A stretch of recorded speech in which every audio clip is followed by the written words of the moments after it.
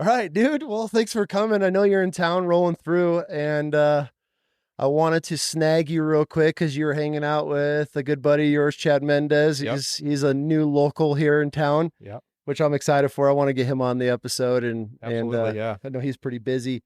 But Lucas, thanks for joining me, man. You've crushed it in the business world, and we're able to retire pretty early, I'd say. Yeah. Yeah. And then you took all this time that you now have on your hands, and you have traveled the world hunting and been on some crazy adventures. Yeah. No, So absolutely. I want to dive into that. Before we do, one thing that I do on the podcast, which is a little bit different, and I want to give veterans in law enforcement companies an opportunity to send us product completely for free so I can help any way I can. I feel as this platform grows, I want to be able to introduce and give back to the community. So I'm going to send you home with some cigars, which are the War Machine or the Platoon cigar. He was actually a combat Marine, got out, became a cop, and got shot in the line of duty. Okay. So he's got a absolutely wild story. Hopefully we can get him out here soon. And then Sea State Coffee.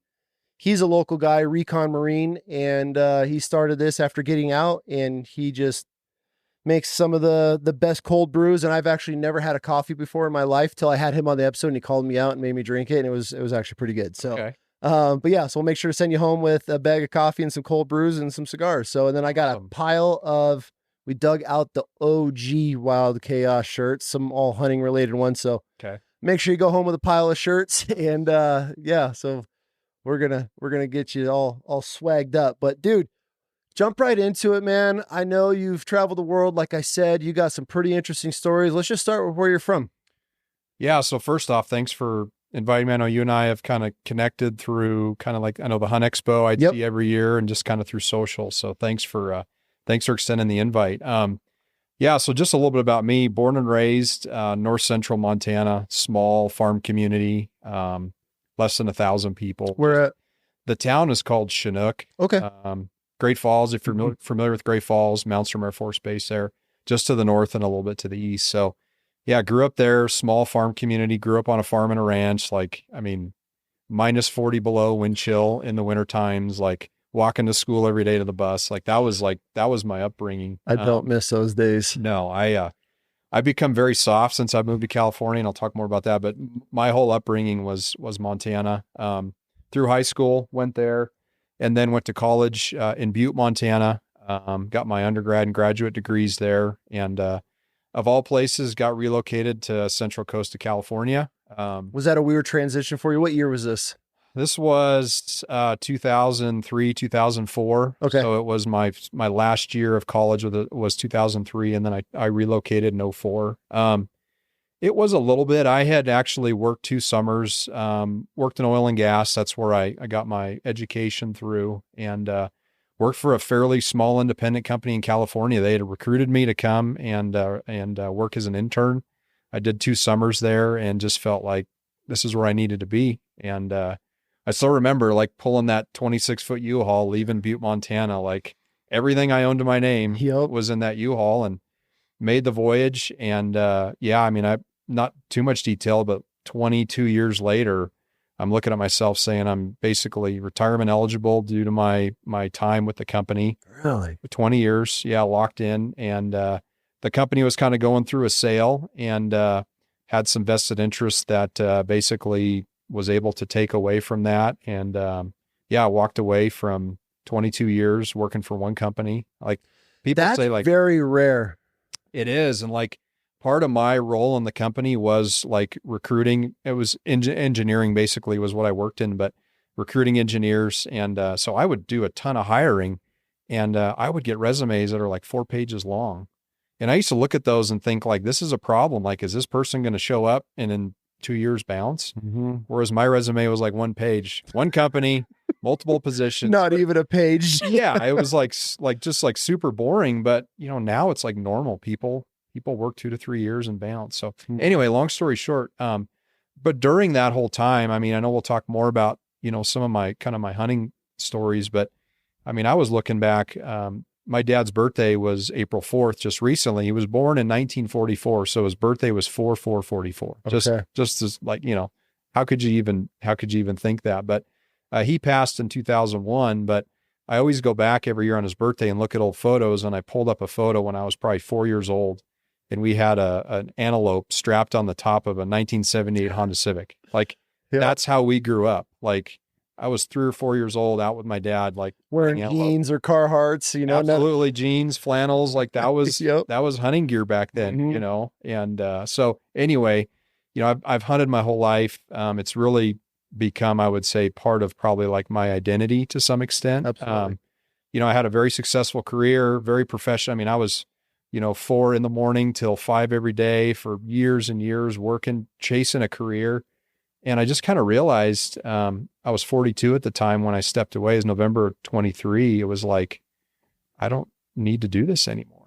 And I think, you know, people have asked me like, you know, were you scared? Were you worried? And I was like, I was ready for it. Like I was ready to jump out of this corporate, because we got big, we got corporate, and that changes everything. ExxonMobil and Shell were the owners, and it just like, I mean, not to get into all the bureaucracy, but DE&I, all that stuff hit our company. And Absolutely. It just, COVID hit in 2020, and there were just so many things that, you know, the company ended up going remote. So a lot of changes. You were ready. Dude, I was like, hit the button. And when you know, when you feel it, it's time. I feel like a lot of people drag it out, that they end up starting to resent it, or it's just your whole attitude, everything changes about something that you've loved or dedicated to for so long. Right.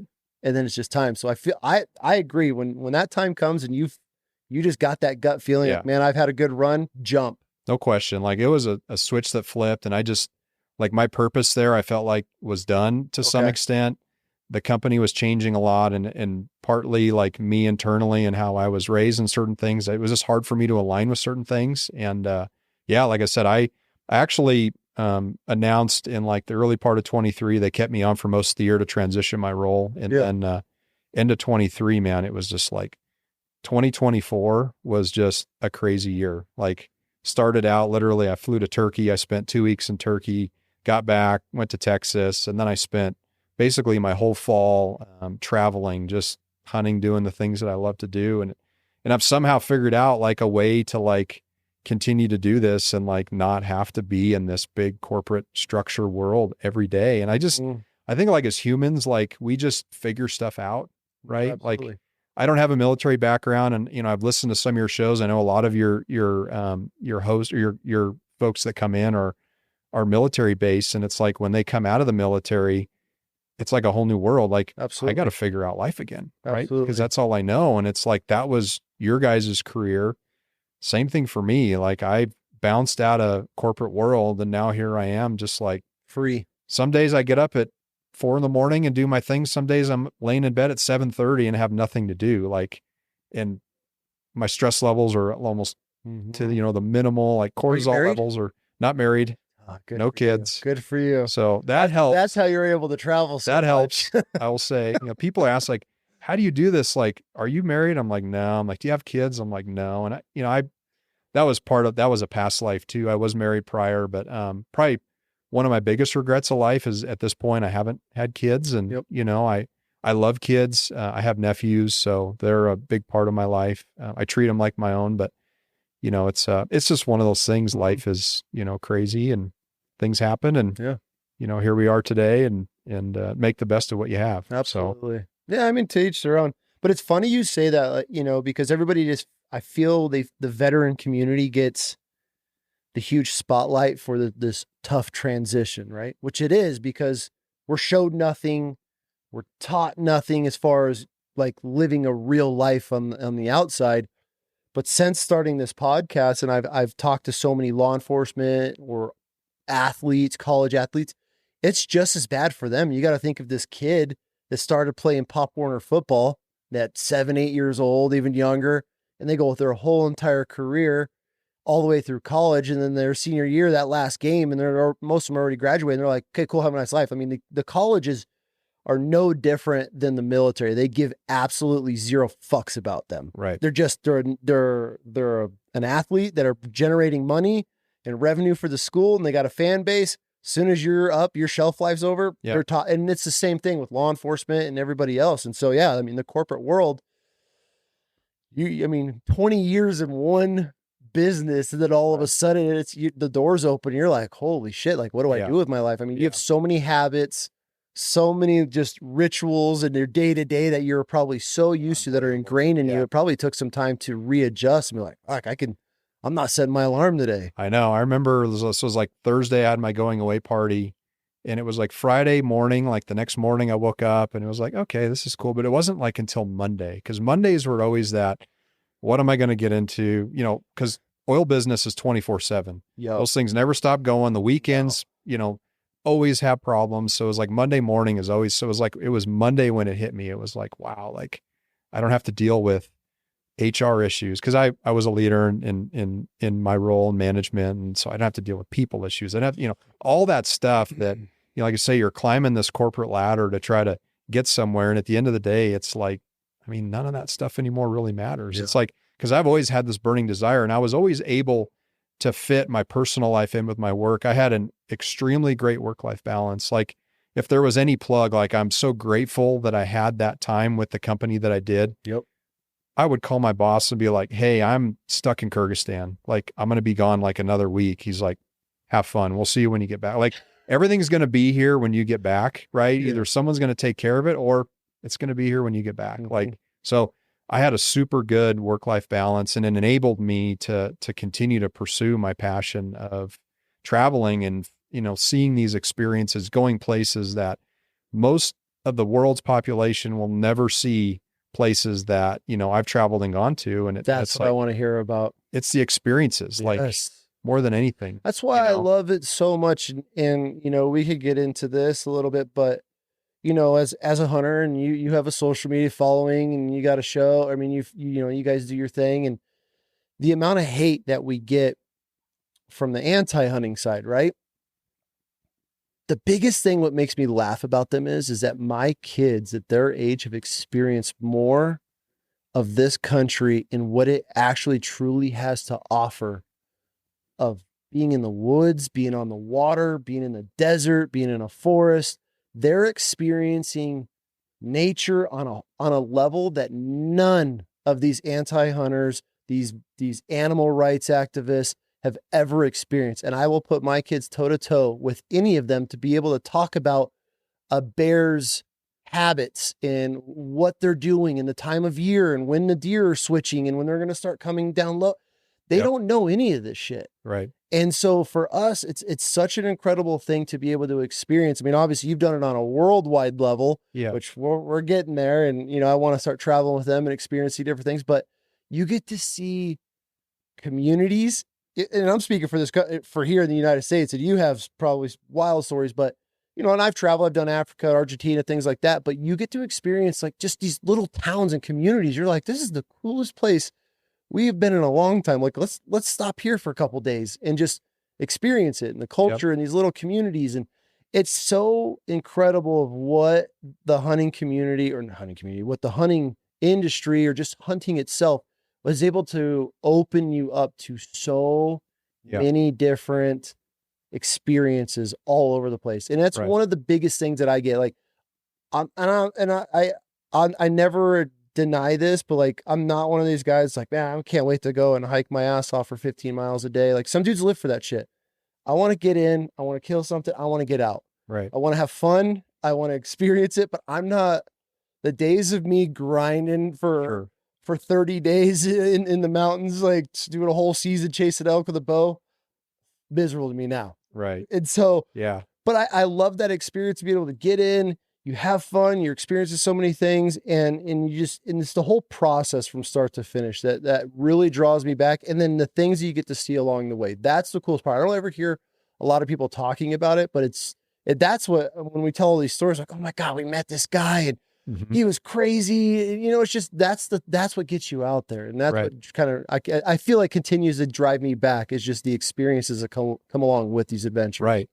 Well, it's like, I don't know who says it, but it's like learning is everything, or learning is experience. Everything else is just information. It's like, you know, I work with a company called The Experience, and I've released 4 or 5 films with them, and I've got 2 or 3 more in the queue. But like that whole production company, our whole thing is about the experience. Like, the animal and the crosshairs of the shot, like that's secondary. It's the lead up. It's traveling, the 20 hours of plane rides, the 15 hours on a Land Cruiser, the On a dirt 6 road. hours on a horse, just to get to where you can actually get to where the animals are. I mean, you're talking 70 plus hours, right? It's that whole experience. And then it's like, there's this little short period of time that shows the hunt. Like, and I appreciate that because like people ask me all the time, like what drives you? Like, why do you go to all these places and think you have to go hunt all these animals? And it's like, for me, it's like, it's not about the meat.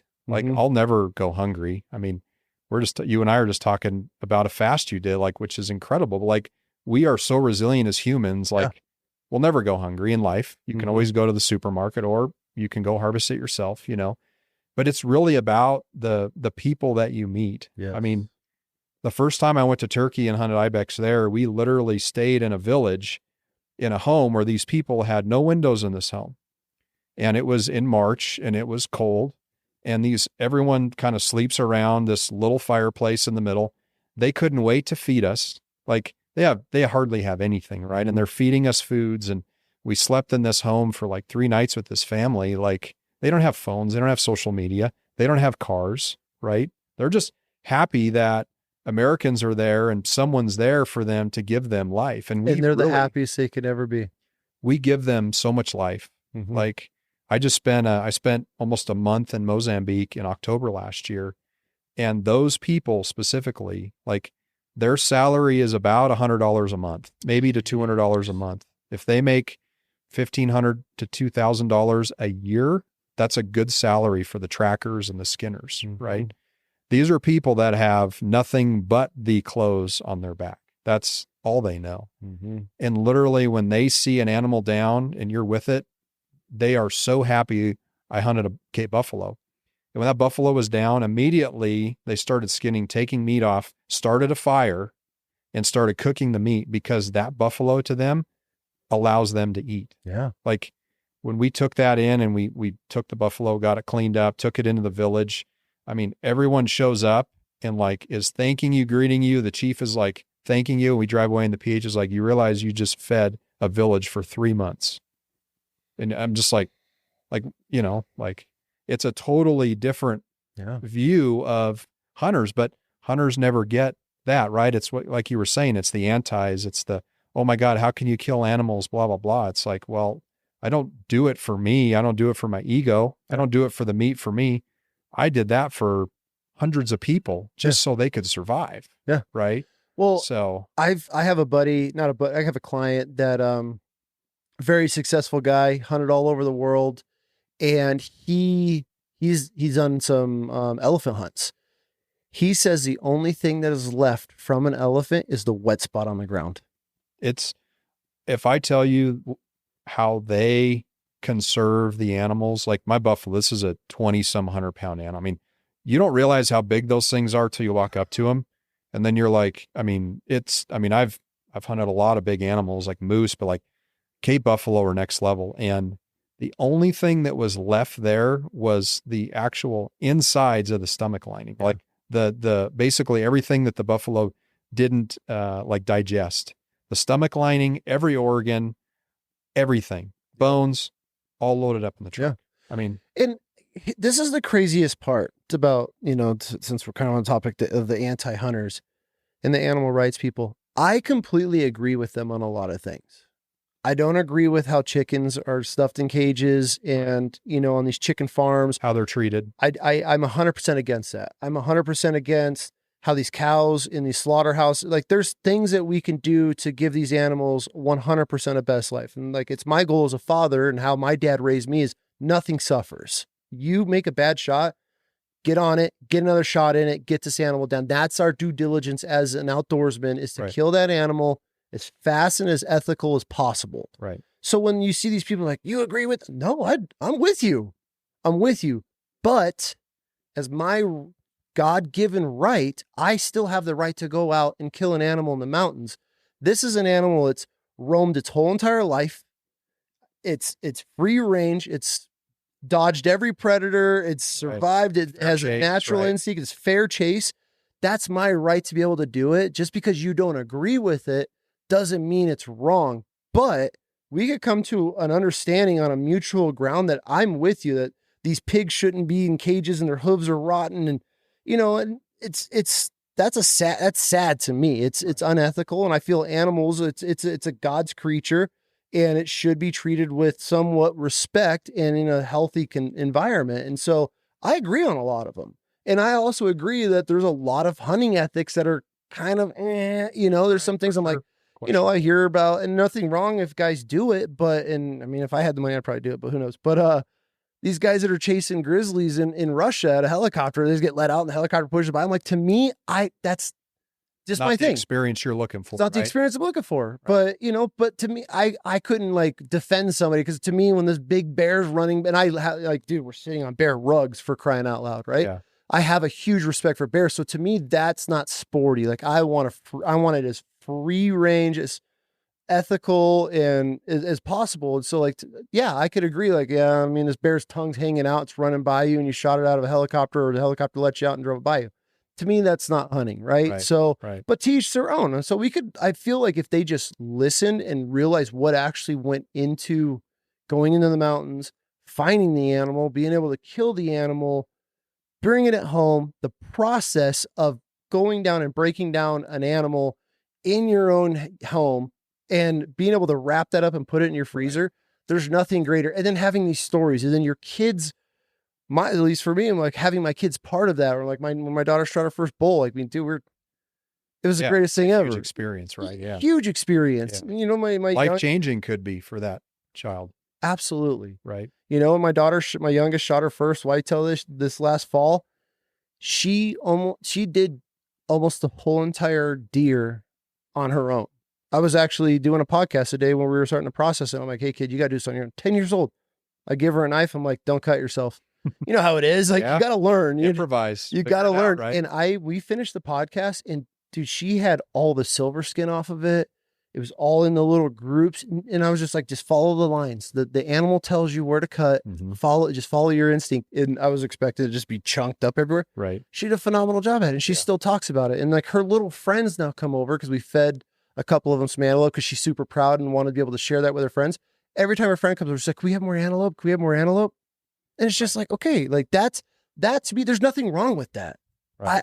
I don't feel there's anything wrong with that. The animal had a free chance. And so I feel that there's a lot of common ground, but us as hunters, we're so defensive and anti-hunters are so defensive.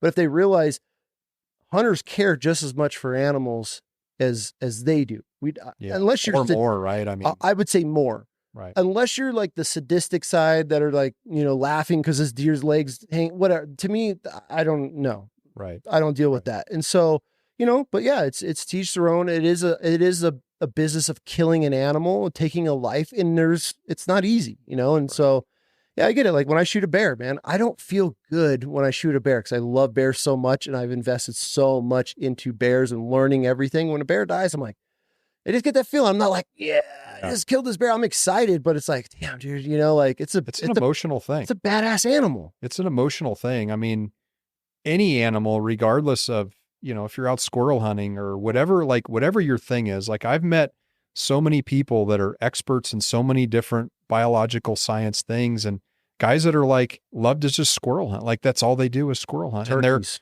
And they're turkey hunt. I mean, birds or waterfowl or whatever. And it's like, but it's so cool that someone has that much passion for something, but they truly do care more about that animal than anybody else does. And to kind of piggyback on what you're saying, I think part of the problem is education. Absolutely. Like a lot of the conservation organizations try to educate, try to promote, hey, we're transplanting animals here. We're trying to, make sustainable, herds in these areas. And like they're doing a decent job, but we have not educated the public enough to really understand, like all of our forefathers and people way before us, they didn't have Albertsons. They didn't have refrigerators, right? They couldn't go to the store and buy meat and put it in their freezer. Like they had to go hunt and fair chase the animal. They had to dehydrate it somehow by hanging it out and letting it, sit for days and days and days, like salting, curing it, all of that. Like, and I read a book recently, 1 Second After, and it talks about what happens after an EMP strike. And not to get all weird, but like if that happened in this country, Cell phones are done. Refrigeration's done. Mm-hmm. So, 60% of the world's population who takes prescription medications now, they're gone, right? And then people that rely on a store to get meat, they're gone. So it goes through this phase of, and I think about it and I'm like, bring it. Like a world without a phone, and I had to go and actually survive and live on my own. I can pump water. The things that to me have become a natural way of my life, like put me anywhere, like put me on Survival, put me on any of those shows. Like, like I could make it happen, I could live in that. So, but the rest of the world, they don't even think about it. They don't. And it's like this glass ball that people live in. But back to that education, it's like to what you were talking about, like I have taken so many first hunters, good friends of mine and their kids out and taken them on pig hunts in California. And like that moment in life when they pull the trigger, I think it's a life-changing event for that kid. 100%. Because I'll go out with my buddy and he's like, dude, Jax has not stopped talking about that hunt. We did a year ago. Mm-hmm. When are we going again? Like, and if we don't do more of that, this is one of those things and it worries me, like kids are less interested in these outdoor activities. This stuff just kind of goes away. I mean, history repeats itself and a lot of different things. Like if we don't have youth involved, hunting in 50 years may be a pastime. So it's almost becoming that now on just how expensive it is. Dude. Did you see what Utah just did? Well, they're proposing double up to double on tag fees for non-residents. And non-res now is going to be $1,200 or $1,500 for an elk tag. Yeah. For spike elk tag. And then your limited entry stuff. I mean, I know I've been following some of the stuff a little bit, but it's like, just domestically putting in for points, it's getting expensive, but the international world of like Ovis, which is sheep, and like capper for goat stuff, even in North America. Like, so ibex have been like, that's my one obsession. If I could hunt, I want to shoot a hippo on land. I want it charging. Yeah. Get it. The whole experience. And then ibex. I dream about ibex, but I've watched this go for the last 5-8 years. I mean, I'm like, fuck, well, there goes that. Right. I could afford one in my lifetime now. It's like, I mean, you can go to Spain. I mean, there's some cheaper ibex hunts that you could definitely do, but in order to chase them, it's like, dude, it's almost impossible now because of the price on everything is just gone through the roof. So it's now this, what became, hey, let's take our kids out and go have fun, is now like becoming this rich man sport, or you got to have a lease, got to have some private property, or you're just grinding it off in the backcountry and you're fighting everybody else that's out there. So it's changed a lot in the last 10 years, I would say. I wouldn't call it like a problem or like an epidemic, but there has been this a lot of it's been since 2020. Yes. There has been this escalation. I mean, in some species like moose have like over 200% in price. Stone sheep, like a lot of the North American sheep have just gotten 30 grand to shoot a moose or something like that now. 35 to 40. I mean, I did mine in 2017 for $7,500. I did most of it myself, but transporter went in, did it myself. Like probably one of the most rewarding hunts I ever did, 14-day hunt off the grid. But like by yourself? I had one other buddy with me. Let's get into that. Dude, that was wolves. I mean, there was Alaska makes or breaks you as a man. No question. It is the most intimidating, and I haven't traveled like you have, like hunting wise, but Alaska to me is one of the most intimidating, will check you faster than anything place I have ever been. Right. I mean, when most of the time there's a predator anywhere within, 5 square miles of you, anywhere in that state, like when we're talking predators, we're talking predators. Big bears, wolves. I mean, stuff that a Wolverine will fuck your shit up. No doubt about it. No doubt about it. Nobody thinks about that little angry bastard. Right. Right. No. So one of my best friends as a kid, we always just had this, and he's a big bow hunter too. We always had this dream of doing this whole, like basically transport trip, drop us off 14 days off grid in the middle of central Alaska. So we ended up finding a transporter, and there's a lot to this. Is one of many stories, but anyway, we got it all lined up. I started in LA. I met him in Seattle to Anchorage, overnighted at Anchorage. And then we took a small flight to Aniak, which is kind of central, I would say more to the west, not the peninsula, but more central west in Alaska. From there, And the crazy thing about Alaska is there's like 4 road systems there, right? Major road systems that go to the major cities, but everything else is via float plane or, some type of commuter plane. Like the lifeline of villages in Alaska is an airplane. Mm-hmm. When we landed, there were people waiting there to get their avocados, their lettuce, their bread. Like that's how those people survive. Yep. Right. That shocks a lot of people because we do a trip every year with a bunch of vets, and where we stay the first night we get into town, it's right on this lake, and it is just float plane, and there's just people unloading stuff and they're just going. And these guys are like, man, what the hell's going on? I'm like, that is the transportation in Alaska is float plane. Like everybody has a pilot license there. Everyone is a bush pilot there. Like that's just pretty. And even if they don't have their license, there's probably guys flying planes that 100%. That have never formally got their license, but 100%. Yeah. I've seen some kids run like, yeah. Well, then you get in a Super Cub and they're flying the thing with their feet and their foot pedals, and you're just like, all right, well, if this is it, they're just hanging on. Yeah, this is it, right? But just trying not to die. But no, anyway, we took our so we took Super Cubs in one by one, dropped us in all our gear, basically everything. And he's like, I'll see you guys in 14 days. Like one of those deals. Yep. Landed us on top of a mountain, dropped the Super Cub. And so we set up our tent. Of course, it's raining like crazy. Always. It's September. And anyway, so kind of a little bit about like the hunt. I mean, we hunted hard. We were bow hunting, so we didn't even have a sidearm, which is, I had a 10 millimeter. He had a 9 millimeter. So we had a sidearm, but we weren't not like hunting with our handguns. Right. And literally within like the first hour glassing, there's a giant inland grizzly bear, and there's a couple, and I had a black bear tag too on that. I bought one. I'm like, we were seeing giant black bears. I wasn't really worried about the black bears, but the grizzly bears, inland Alaska, they're meat eaters, the coastal brown bears, they're so big because they eat high fat, salmon, I mean, they'll eat meat if they have to, but their diet is so high, rich in fat with fish. But inland grizz, it's like, you kill a moose. You're on the food chain. You kill a moose, and that's what happened. I killed my moose, and next thing you know, every day, 4 days straight, 14 trips. It took me to pack out close to 650 pounds of meat. And I like, when you were talking about your fast, I'll show you a picture at the end of what I look like at my tent. It's like, I look at that and I'm like, I can't even believe that was me. But the thing was, like, it was so rewarding because I arrowed him, I hit him in the chest, ran off. He didn't die. I had to do a follow-up shot, and I shot him and killed him. Well, that same time, when I was going into stalking on my moose, I heard a gunshot. And we're 60 miles south of Antioch, which is, there's nothing. I mean, there's a river there, but there's nothing. I hear a gunshot, and I'm like thinking, and we didn't have communication time. I had an inReach to text out, but he didn't have any communication. So, which was hindsight, not very smart, because we split up every day and hunted ourselves, did our own thing. Like 2 minutes later, I hear another gunshot, and I'm like, okay, that's odd. Like, and I'm glassing back to camp, and I'm looking for my buddy and didn't see him. So anyway, end up shooting the moose, kill him.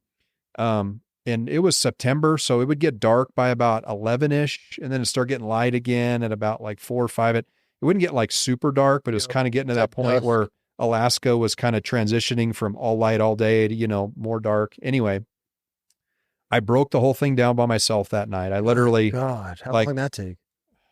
It was unbelievable. Like, so I quartered everything. I got all the meat off of it, but I didn't get like the meat off the ribs that night. The next day I came back in, because in Alaska, the law requires you to take everything, all the meat. Like when we got back to Antioch, there was a fish and game guy there, and we literally had to go through, here's the 4 quarters. I had to saw cut the quarters in thirds because non-residents cannot you cannot debone the meat in Alaska, but you can leave the bone. So I had to saw cut into thirds because I could not pack those rear quarters by myself. They were so big. Yeah. And I had to go 2 miles back to my camp. So it would take you at least 2 trips to do a hind quarter. Yeah. And I was packing 2 cuts of those per trip.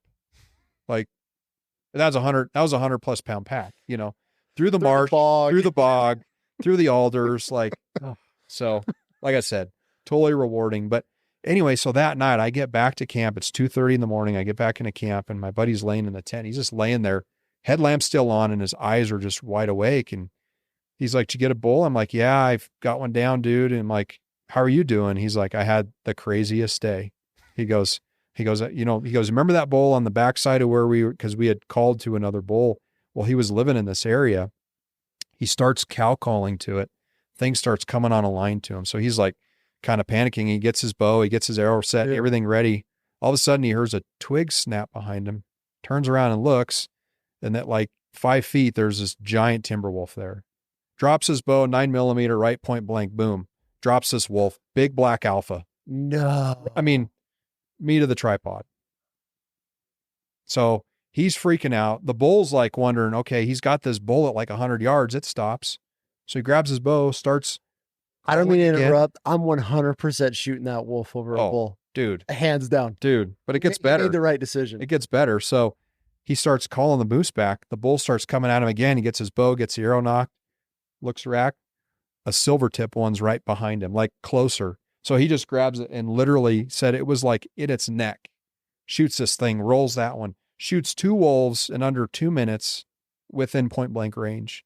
The moose runs off, and he's just like, I get back at 2:30 in the morning. This was at like 6 o'clock because I heard the gunshots. Yeah. He's still worked up. And these 2, he's got them all skinned out. And they were sitting out.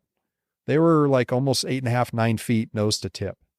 These are giant wolves that he shot. And anyway, so he helps me a couple days. Last day I go to get the head out, and I'd always glassed. I have some game bags that I have that are fluorescent. I set them out, and they were, so I could see where, like from camp, I could glass through my spotter, and I'm looking, and I'm like, and there was like clouds kind of coming in, but I could see something on the carcass. Sure enough, there's a grizzly bear on the carcass last day. So I'm like, oh, this ought to be fun.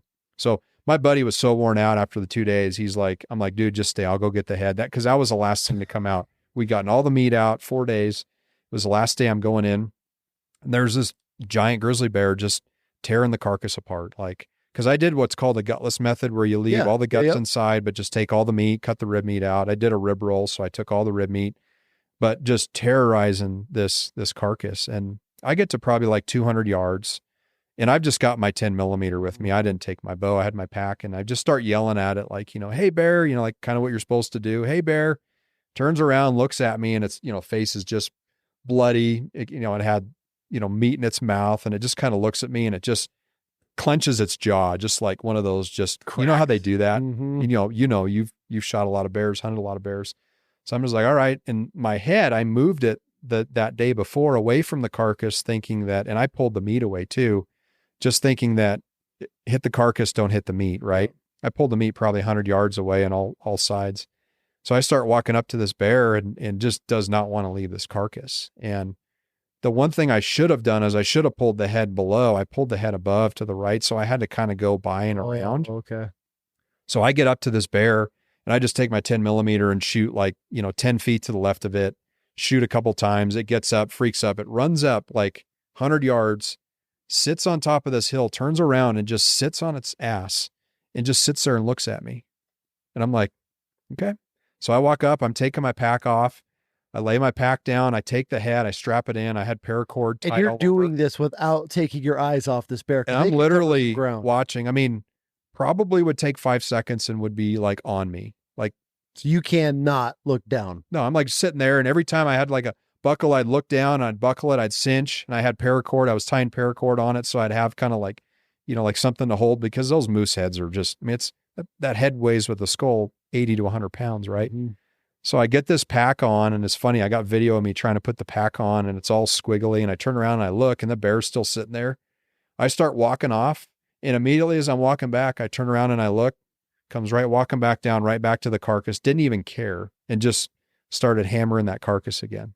Walked off, walked back, got to camp, get back to camp, get back on my spotter, still hitting the carcass. Oh, he laid on that thing for a week. Yeah. And that's pretty common. Like anytime people are hunting bears in Alaska, like if there's a dead something somewhere, there's 95% of the time there's going to be a bear on that carcass, So anyway, that was between that story, the hunt, the wolves, like that was like when we got back to Antioch and landed, we like both looked at each other and was like, that was like level 10 epic. Like everything we experienced. You remember that on your deathbed. I mean, who gets to go and like literally point blank shoot 2 giant wolves at point blank range and with a 9mm of all things? Like wolves aren't too hardy, but no. but anyway, he ended up not shooting a moose. And I've told him, and I'm indebted to him because he helped pack mine out. I'm like, dude, whenever you want to go back, you tell me. I'll go and not even bring my stuff and just be your Sherpa. And when you shoot one, I'll you just buy wolf tags this time. Exactly. No, Well, see, in Alaska, you don't even have to buy wolf tags. Oh, I didn't know that. Yeah. You can just shoot them. They're everywhere. There's some. They're savages, man. They are. Yeah. Man. So anyway, that was probably like from a North American standpoint. I mean, I've hunted a lot in Canada, BC.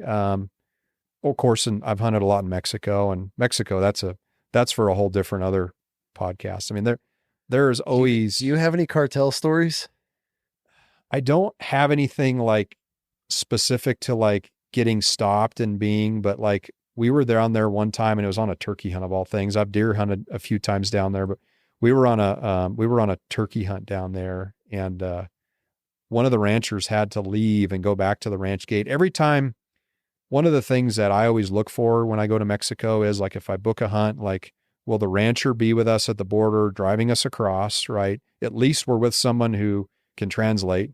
I'm pretty terrible at Spanish. I can pick up words and get by, but I'm by no means fluent. Even working in California for 20 years, like I could pick up on it. But so always making sure the rancher's with you, getting you across the border, driving you to the ranch, getting into the ranch, locking the gate behind you and driving in. And then from there, like the pressure's off, you know.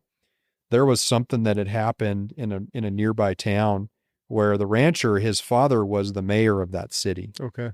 Which even made me feel a little bit better knowing that they had that many connections there. But there had been a shooting that had happened in that city, and it was all cartel related. And the rancher had to leave the ranch, unlock, go through the gate, go to the town because his dad got involved in whatever you know, stuff. But like nothing where we got stopped point blank. Like, I've heard some wild stories. I know people that have had that happen and like pillaged their vehicles, took everything that they had, like, or just was cordial and they were able to, you know, get by without any problems. Sonora traditionally is not known for a lot of cartel activity, which is where a lot of the hunting happens in Mexico. But dude, at the border, I mean, you see the stuff that happens. I mean, in a lot of the bordering, Nogales and places like that. I mean, that stuff's real. Like it is. And I think right now with what's going on, I mean, President Trump loved him to death, loved the family, but you know, now as said, the cartel is like, tensions are high. Yeah. Yeah. Number one, like security threat. And then everything going on with tariffs. I mean, there's a lot going on the border right now. That's probably not a place that right now I would probably be traveling to. Yeah. You know, it's interesting. Like I have a good buddy of mine. He has got the wildest cartel. I mean, he was hunting, they were doing coos deer one year. Mm-hmm. They're down there and they're on the ranch and they're on this other side of this little ridge and they hear like this just full auto machine guns going off and they're like, what the hell? And they go over there, they're checking it out and they don't see anything and they're driving out and he's like, whoa, hold on. And he sees something off the side of the road. He's like, stop. And they get out of the truck and they go walking over there. And there's 3 bodies and they're still like bubbling. He's saying like, they're still doing the process of pretty much dying.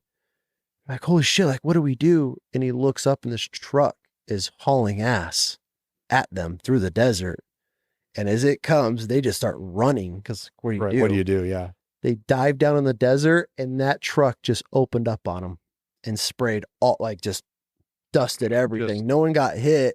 Truck just keeps going, takes off. And they're like, we're fucking out of here. Right. And I mean, but he's got so many stories of just, dudes coming in the middle of camp at night. I mean, I've wanted to go hunt Mexico for years, but he's such a good friend. And I hear his stories and I'm like, he's always trying to get me to go down. I'm like, I'm good, bro. I'll pass. I don't need something that bad. I know. And the hunting is so good there. Like if it's coos, if it's mule deer, like even the desert sheep, but the story conservation there is incredible. I mean, they've been doing a lot of breeding there, but I mean, desert sheep will probably be the cheapest North American sheep in the world because of the population and what they've done in terms of sustainability of that animal. But I had a bunch of friends, I asked them, hey, how'd your hunt go in Mexico? Well, we didn't do very good. We couldn't go over the next ridge because the cartel was over there. We ended up just leaving the camp. And I'm like, I have not had one of those experiences, but I know that I think it's just a matter of time. If you hunt down there enough, you know, odds are something could happen. And I don't know,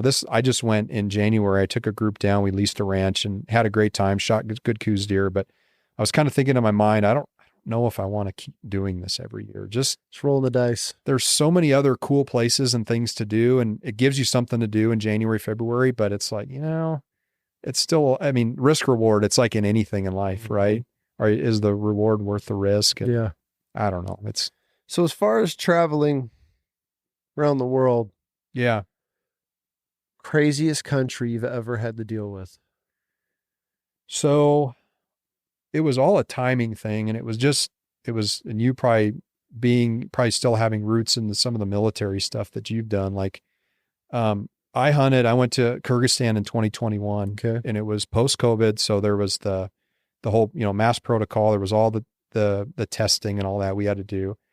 I remember this is how crazy it is. Get to LAX, do the PCR test, which is the $150 test, the rapid, $150.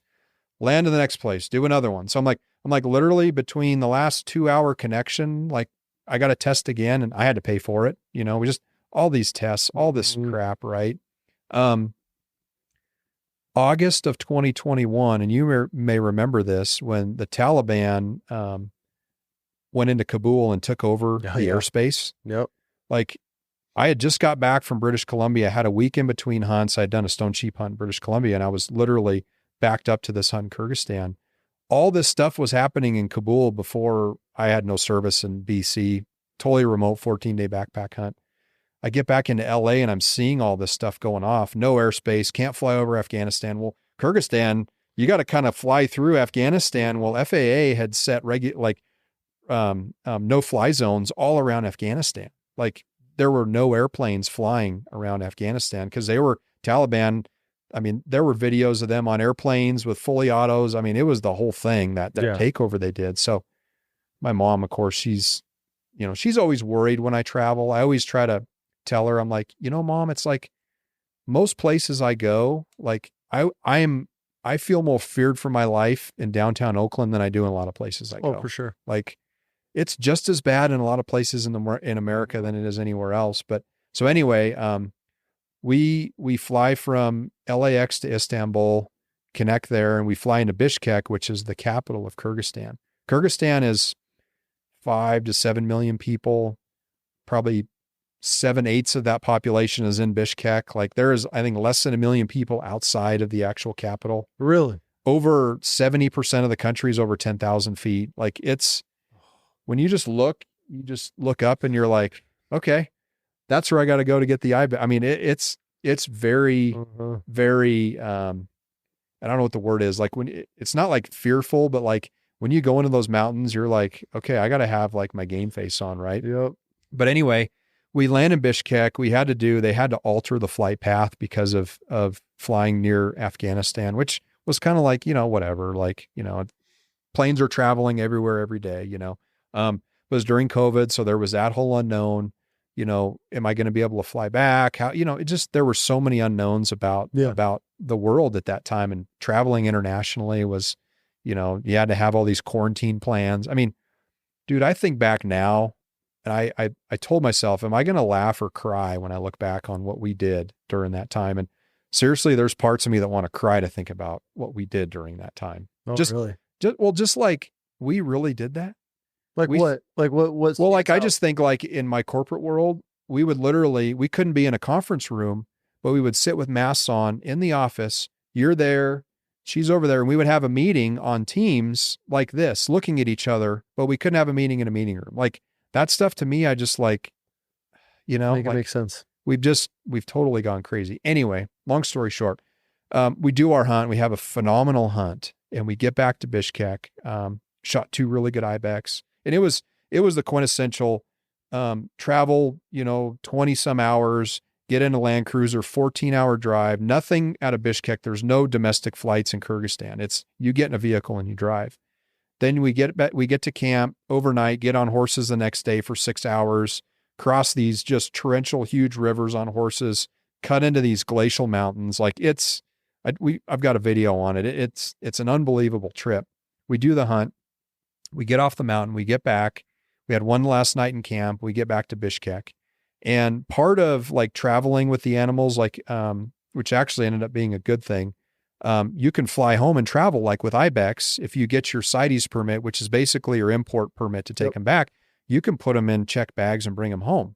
And that saves you, a year from having to wait to clear customs, saves you the fee to have them shipped. How are you putting these in check bags? Are you knocking the horns off the skull? Yeah, so they boil the skulls. Okay. The horns come off because they're a goat. And then the hides they salt treat. Or the sheaths, I should say. Sorry. Yep, exactly. There are sheath that go over the skull.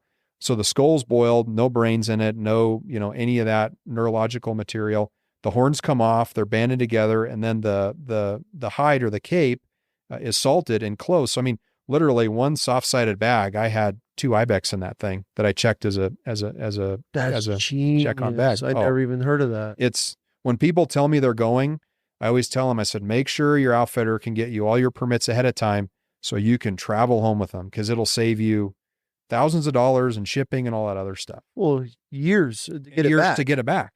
Right. Yeah. I've got stuff sitting in Turkey right now. I've got a lot of stuff sitting because of U.S. Fish and Wildlife having problems getting the import permits. So anyway, we finish our hunt. We get our PCR test because we had to do a negative test. Well, my camera guy and the other guy with me, they both tested positive, of course. So we're like, so back then it was the 10-day quarantine. Like, how are you coming down with COVID in the middle of Tajikistan? Like being in the one place you want to be where, COVID doesn't even exist in these places, right? I'm surprised they were even playing by the bullshit rules. I know. Well, the problem is for us to actually get on our Turkish airline flight, we had to prove a negative test. Okay. So anyway, they made that happen because they basically the lady came and did the swab. That was the worst swab I've ever had. She put that thing in both of my nostrils, and I felt like she was like tickling the back of my brain, dude. I'll be honest with you. I've never had a COVID test. None of my kids, none of us in this family, we've never been tested. Yeah. I was against all that, the jab, all of it, but it was like to travel, you had to do the test. Oh, I get it. And so anyway, so we do the test. One or actually a couple of them come back negative. So that delayed us a day, which actually was okay because we were still getting the permits to be able to take our animals home. Well, during this time, somehow, like the Fox News of Kyrgyzstan, it's called Svoboda, I think, Svodka. Okay. I was going back and trying to prompt my mind so I could tell the story because this was 4 or 5 years ago. The Fox News of the country of Kyrgyzstan somehow got a picture of me with my ibex, and it says, American hunters come to our country, hunt red book animals. They need to be thrown in jail, blah, blah, blah. So I start getting all of this mail, and I'm not kidding you. Like, I could not keep up with my Instagram DMs deleting or blocking. They were coming in that fast because what had happened is somehow this photo got out. This news forum put it on their Instagram feed, and then it just got shared. I mean, I think the analytics on it got shared like over 8,000 times. Oh God. So we're flying back to the US and all this stuff is happening. We land in LAX and I get a message from the Instagram account, like the verified Instagram account saying, we are putting your Instagram account on hold for 14 days, blah, blah, blah. Dude, it blew up everywhere. Like all over the country was this picture of me and my buddy Andy behind this. It was legal. 100%. But back to our conversation about education. Mm-hmm. People there think that ibex are, it's like a cow in India. Like you don't eat cow there. It's a sacred animal. Like there are people in those countries that have no idea what we as Americans bring as tourism to these countries. We bring life to these people, right? So this went on for 2 weeks where hate mail. They were finding me through my YouTube account. They were finding me through, they found emails that I had attached where I was getting death threats. You should die the same way these animals did. If you have kids, I mean, all that stuff, right? Just kept going and going. And, my buddy asked me, he goes, are you worried about this? Like, is this like, and I'm like, I mean, I am, but I'm not. Like, what are they going to do? We're already back in the States. We've got our animals, Thank God you brought them back. Right. Absolutely. But like, that was one of those things where it was like, I learned a very valuable lesson that I don't send anybody photos or do anything on social media till I am back in the US. Because I don't know how photos leaked. Whenever I usually do just something, I gonna send ask buddy you that. photos, right? Yeah. I send my buddies photos or whatever. Well, First thing you do, like there's right, memes about it. Who's dude. the first person you text? Like, Yeah, when you shoot something. exactly. Yeah. Yeah, like, dude, check this out. Well, I still don't know how all of that happened. Were they the professional photos? Like, Yeah, they were like some of our really good photos from our camera guy. The only thing I can think of is we WhatsApp pictures to our outfitter and our guides. Did they send them well, then they started reaching out to me because they were like, this is getting bad. Like Russia's involved. And I mean, we were right on the Chinese border where we hunted. We had to clear, that was another part of the story. We had to literally go through a small part of China and we had to clear our rifles. I mean, everything in Asian countries, it's military police. You've been to Argentina, everything is military police there. They're all MPs. They all have fully autos. Like, they're not like our, customs people or whatever. Like, they're like, if something goes down, they can protect themselves. We had this little debacle with a serial number issue, which ended up being it was basically a typo, but it caused this little bit of, they start questioning and, they speak Russian Kyrgyz. So it's like a Russian basis, but they have kind of their own dialect of Kyrgyz is what it's called in Kyrgyzstan. So you're just like, your head's just like spinning because you're thinking, okay, this might be it. I might be like that American gets thrown in Russian prison, or Chinese prison. But no, we get back, all this stuff just gets crazy. And this went on for about a month. And then it just slowly started to just like, nobody cares anymore. Taper out. Like it was the next thing, but like how that happened and like how that photo got onto their like national news in that country. And it was like, literally, it was like, Americans come to our country, hunt red book animals. They need to be prosecuted for this. If you see them, blah, blah, blah. And I was just like, and I'm serious. Like when I got that message, when I saw it from the official Instagram account, they're like, we are putting your account on hold for 14 days just because of, I was getting reported so much. They were reporting me, and that's what antis do. The cancel culture, tag for sure. They'll tag all their anti buddies in a comment somewhere, and then they just go report your account. And that's what happened. And then it got reported so many times. They were just doing that out of basically a favor for me to be like, okay, we need to like, we're going to let you disappear. We're going to cut this guy for a while, like, cause they see my stuff. Like, yeah, I'm a hunter and all that, but it's like nothing I do on there. All the photos are good. I respect the animals. Like I don't sit over the animal and like hold the antlers or I don't do any of that. Yeah. Like I respect the animals more than anybody. Right. So anyway, that just from coming off COVID, the whole thing with Afghanistan, like wondering, are we going to get there? And then we're in Kyrgyzstan bordering those countries. Is Taliban, like you never know. Mm-hmm. I went to Turkey in 2022 at the same time Russia invaded Ukraine. Oh, God. All this was happening. Of course, my mom's a common theme in all this because she's always worried. She's like, is this safe, honey? I'm like, I'm going to land in Istanbul. I'm going to take a small plane. I'm going to be in the middle of the mountains. Like I'm 100%, comfortable with doing this. Well, the overnight we had in this little village town, it wasn't the night we stayed in the little house that I told you about where they didn't have windows. We stayed in a hotel and then we drove to that. Turkey got fled with Russians and Ukrainians. Because what happened is when Russia invaded, like Ukraine sits, like the Dead Sea sits here, Turkey sits here, Mediterranean. You got Russia and Ukraine. Yep. And part of Ukraine touches Turkey on the northwestern side. All these people fled into Turkey. So they were everywhere. There were Ukrainians. You can just tell, like, when you look at like kind of Russian people, they have that kind of that look, like they're like just in the way they talk, right? Yeah. Everywhere.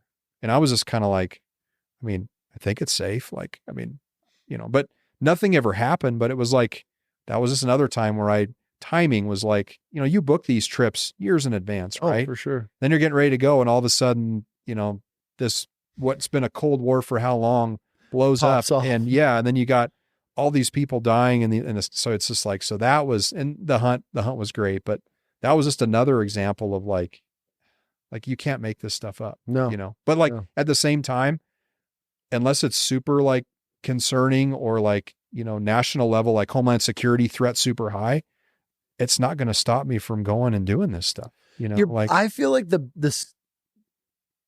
threat, the level of threat of getting killed or whatever, that's not what worries me. It's getting stuck.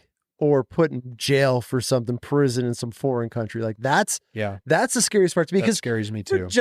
most of the time, I mean, you're in the mountains at 10, 15,000 foot elevation. Like what are you going to run? Even if you're running the Taliban, like they're not. Yeah. Imagine if you had big gang activity in Boise, you land in Boise, get in a car and you head north into the mountains. Yeah. You're not going to, I try to relate that to people. Like that's really what it is. Yeah. You land in these big cities. Your exposure is the time you land, get your bags, get in the car and drive. That Just could like be landing in Johannesburg, you know? I mean, you probably landed there 1,000 times. I was just there and Sketchy as shit. I mean, they got guys sitting in the truck just to watch the bags, and there's guys sitting in the back. You like, they'll grab as soon as you leave. I mean, dude, it's nothing. Right. You know, but it's that point in time that's your biggest exposure. And, you know, I don't know. I always try to choose the outfitters very wisely. I always question, you know, I've got kind of a vetting process I use. I've got a lot of people in industry that, hey man, I'm thinking about going here. Who would you recommend? Right. So always trying to be, I would say, as, you know, careful as I can, but you just never know. I was in Mozambique. I talked a little bit about the buffalo hunt, but poachers. I mean, we run into poachers during my hunt. We run into illegal fishermen. Dude, it's like, what do you think about when you hear about poachers in Africa? Like, people are like out there shooting them, right? They're hunting poachers. Like anti-poaching units and operations, when you really get to understand them, it's actually not about hunting the poachers. It's actually about catching them and either giving them jobs to come and work for you and pay them, because they're actually the best hunters. Absolutely. And some of the outfitters have figured out when they catch these poachers, they'll pay them to be guides and skinners. So they're not out poaching because there's no better hunters out there than guys that basically do it illegally for a living, right? As bad as that sounds. So there's actually kind of, it's like, kind of like using terror against terrorism. It's like, it's not like if you can't beat them, join them. It's like use their own skills, you know, to better you type of thing. Right. So we're on this trail and we're looking for buffalo and they ride bicycles there. That's how they don't have much. I mean, people in Mozambique, you probably saw it in Johannesburg and you've been to Africa, like those metro places, there's wealth. Outside of that, it is as third world as anywhere in the world. And it's always grounding to me, because when I come home, I'm like, I look at, you know, I sit down and I got, you know, food in the fridge. I got a phone, I got a car. Like these people don't have that stuff. You know, it's like, it's so grounding to do these trips. But anyway, we're driving in the cruiser and my PH stops, he gets out and he's just frustrated because poachers push animals off these guys' concessions, right? Fishermen push hippos and crocs out of the rivers. Well, when they've got hunters coming, they're spending a lot of money to come to Africa to hunt, and they've got these guys illegally fishing, netting fish, and then, you know, basically selling them in the towns to make money. Yeah. They're pushing all the animals out of there. So it's a problem. It's a legit problem. And anyway, we're driving, we catch the bicycle track, we take it down and we catch it. And then they ended up being actually guys they make boats out of tree bark, like canoes. It's amazing. Really? Yeah. I've got some videos. So, one of our lead trackers had the guys come over, and they were illegal fishermen. They didn't have fishing licenses basically, but you could tell like they were blowing a lot of the animals out of the area. And, I didn't know what to expect. Like, do these guys have guns? You don't know. Like, yeah, I had a bow, like we had a 375 in the truck, but like, I don't know what to expect. And, you know, they basically end up checking their license is expired, and they're on basically private property, because this is a concession that the government land technically owns, but the outfitter gets the ability to guide. And it's like his concession, right? Yeah. Mozambique's wild. There's no fences. Like, that's what's cool about it.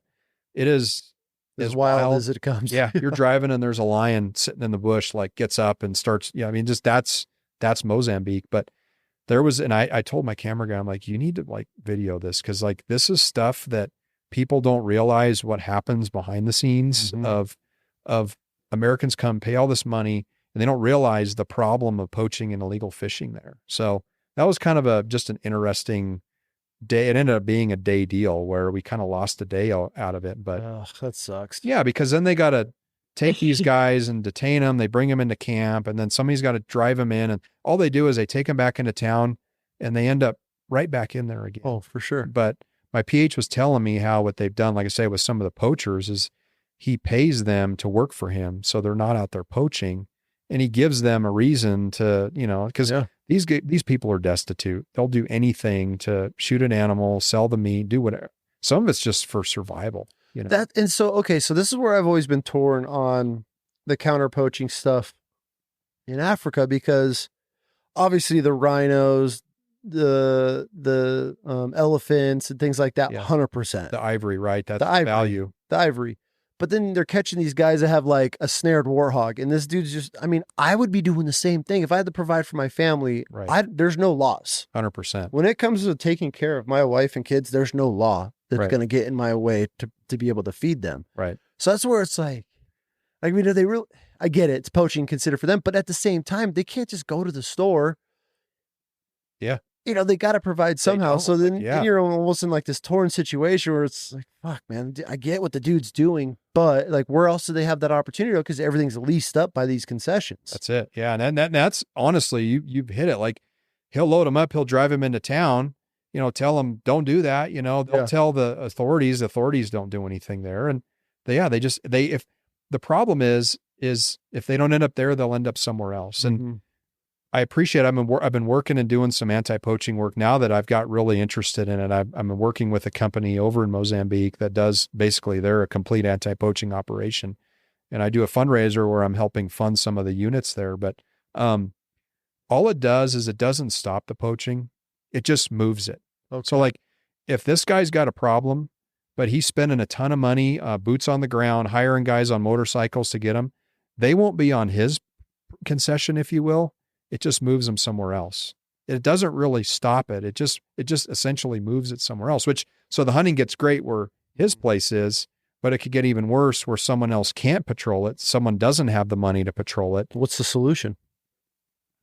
I don't know. I think a lot of it is, and I don't know how, even with it, I think a lot of it comes back to education, but how do you educate people that have never been in school, never lived their life at all with understanding anything about conservation, what the animal's use is for, like what it does, its life cycle. Like these people, it's strictly survival.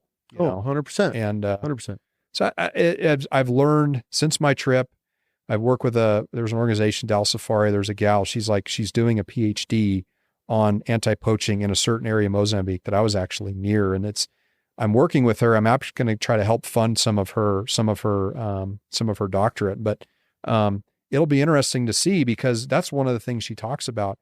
It's one of those things that'll never go away. I think you just have to slow it down. Yeah. That's all you can do. Like, it's almost like gangs and cartel. Like you can deter it from one place, but that doesn't mean it's going to end. It's going to stop. Right. So anyway, it's stuff like that. I mean, when I flew to Argentina, 2007 was the first international trip I ever did. Went and did a stag and a bunch of stuff down in Argentina.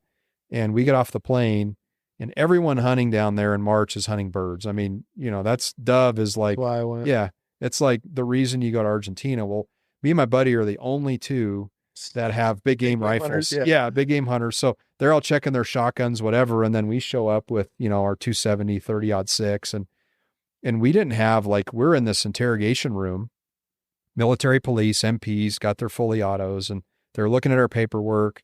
We have all our stuff from, the US that shows caliber, blah, blah, blah. How many bullets do you have? Going through all that, visas, all the information. And they speak Portuguese in Argentina, which is like a Spanish dialect, but it's so fast. I don't know what your experience was, but I was even having a hard time picking up on words. Nothing. Because they were speaking and this is 2007. I don't have, translate on my phone, which now I don't know if you knew this is like a cheat code.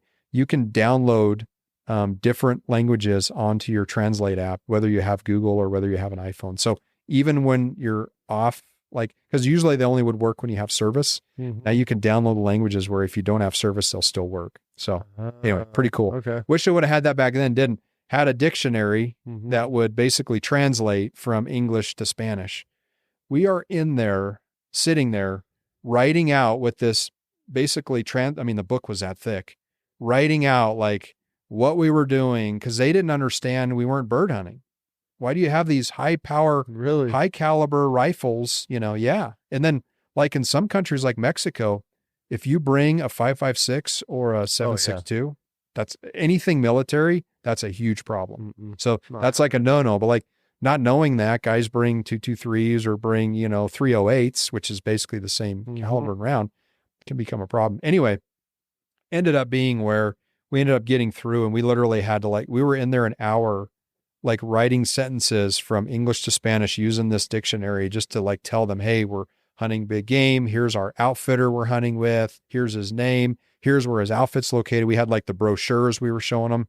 And it was like talking to like a 3-year-old. And the best part about that is whenever you're in these foreign countries, they never have an English translator. Oh no. Oh no. So you would think with how much travel that goes on, and I'm not saying it's required or they should have it, but you would think they'd be like, man, we have a decent amount of guys that come through here from the United States or anywhere in the world that are just English speaking.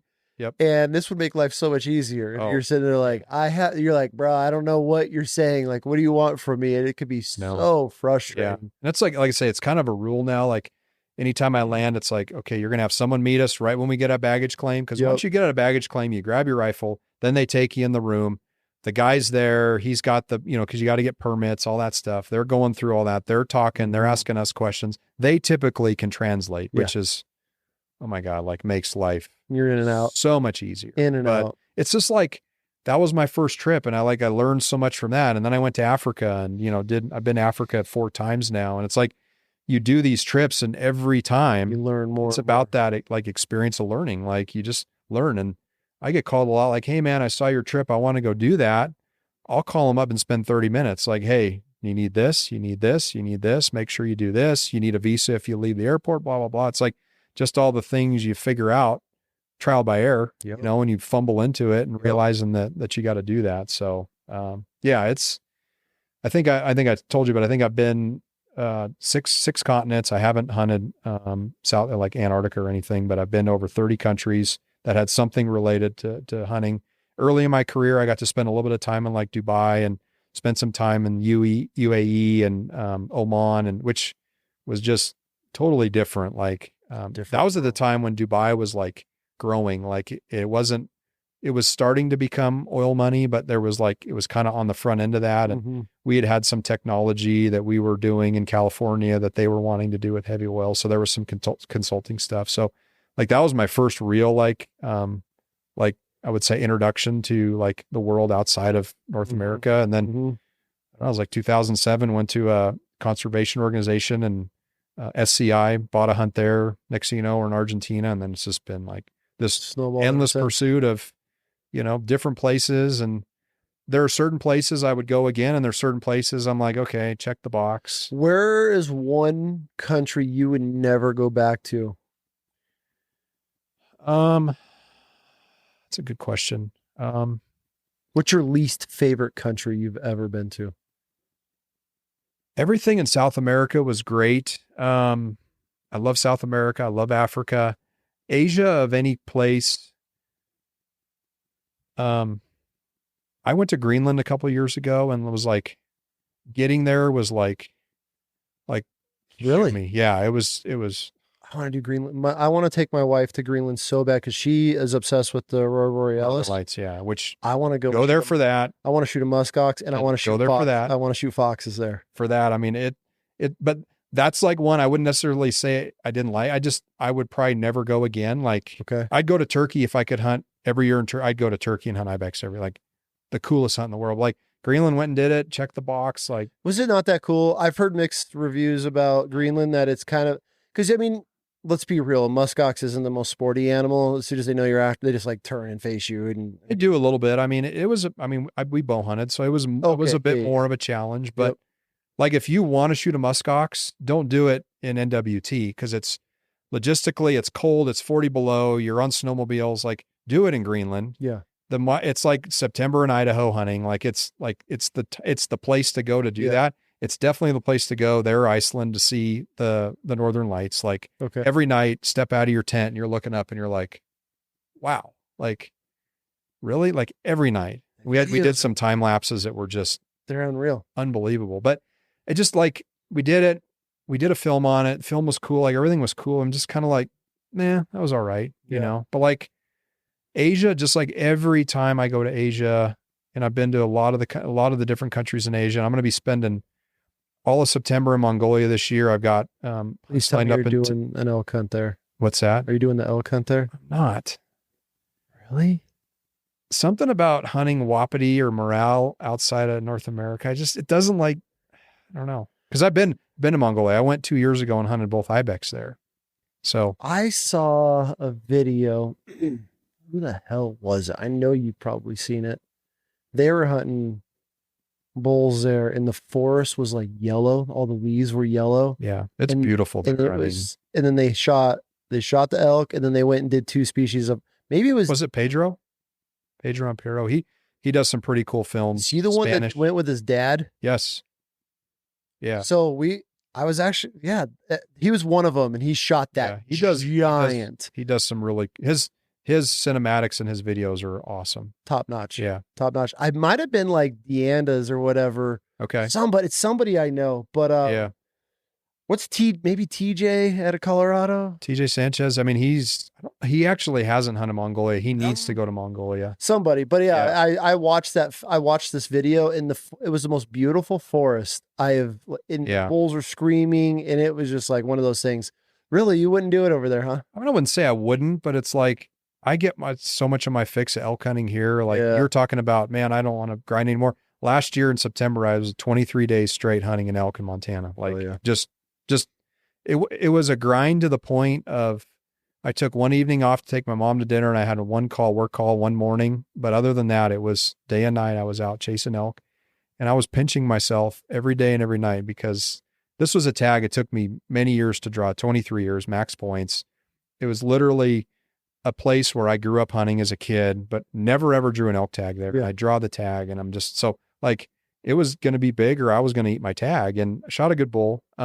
But 23 days straight, like that's rough. And I was just, I mean, by the end of that, I was just like mentally, spiritually, emotionally, just like when that animal was down, like it just comes out of you. Oh, you're like, you're grinding, you're hiking, you're living like a homeless person after an animal that's like screaming, telling you where it is all the time. And you get in, especially bow hunting. And I explain bow hunting to people is that you got to imagine 1,000 stars and every one of those stars have to perfectly align for you to even get a shot off. Right. And then you got to have some luck on top of that. A lot of luck. Yeah. And especially for archery, it's one of those things that it's like, so just because it's okay, cool, here it comes, it's on a string and then it pink, or whatever. Right as you let the arrow go, he turns and the arrow goes. Wind shifts, something. Oh, it's some fucking dude. I've had problems where like a llama, he was with you. This llama come running through this not after elk, but we were hunting turkeys and dude, this thing's coming in on a string and this llama from nowhere. We don't even know where this thing came from. Comes like screaming through where we're at, chasing these turkeys, and we're all like looking at each other. Got it all on video. We're dying laughing, what the fuck is a llama doing out here? But it's just one of those things. Like that's hunting. But it's interesting for sure. I didn't mean to go off topic of Mongolia, but no, it's just, I mean, Asia is just like one of those countries. Like I could go every year. Like I haven't been to Pakistan and that's on my list to go and hunt there. There's a lot of threats there. I mean, it's just in conjunction of where it sits. Like it's kind of like, I mean, when you think about like Syria, I hunted on the eastern side of Turkey my first time. We were right on the border of Syria and there was a lot of stuff happening on that part of the world, right? Jerusalem. I mean, all that stuff is right there. And, it's like some things I would probably do and I would choose differently where I went, but it still wouldn't stop me from, hell yeah, I want to go do that, For sure.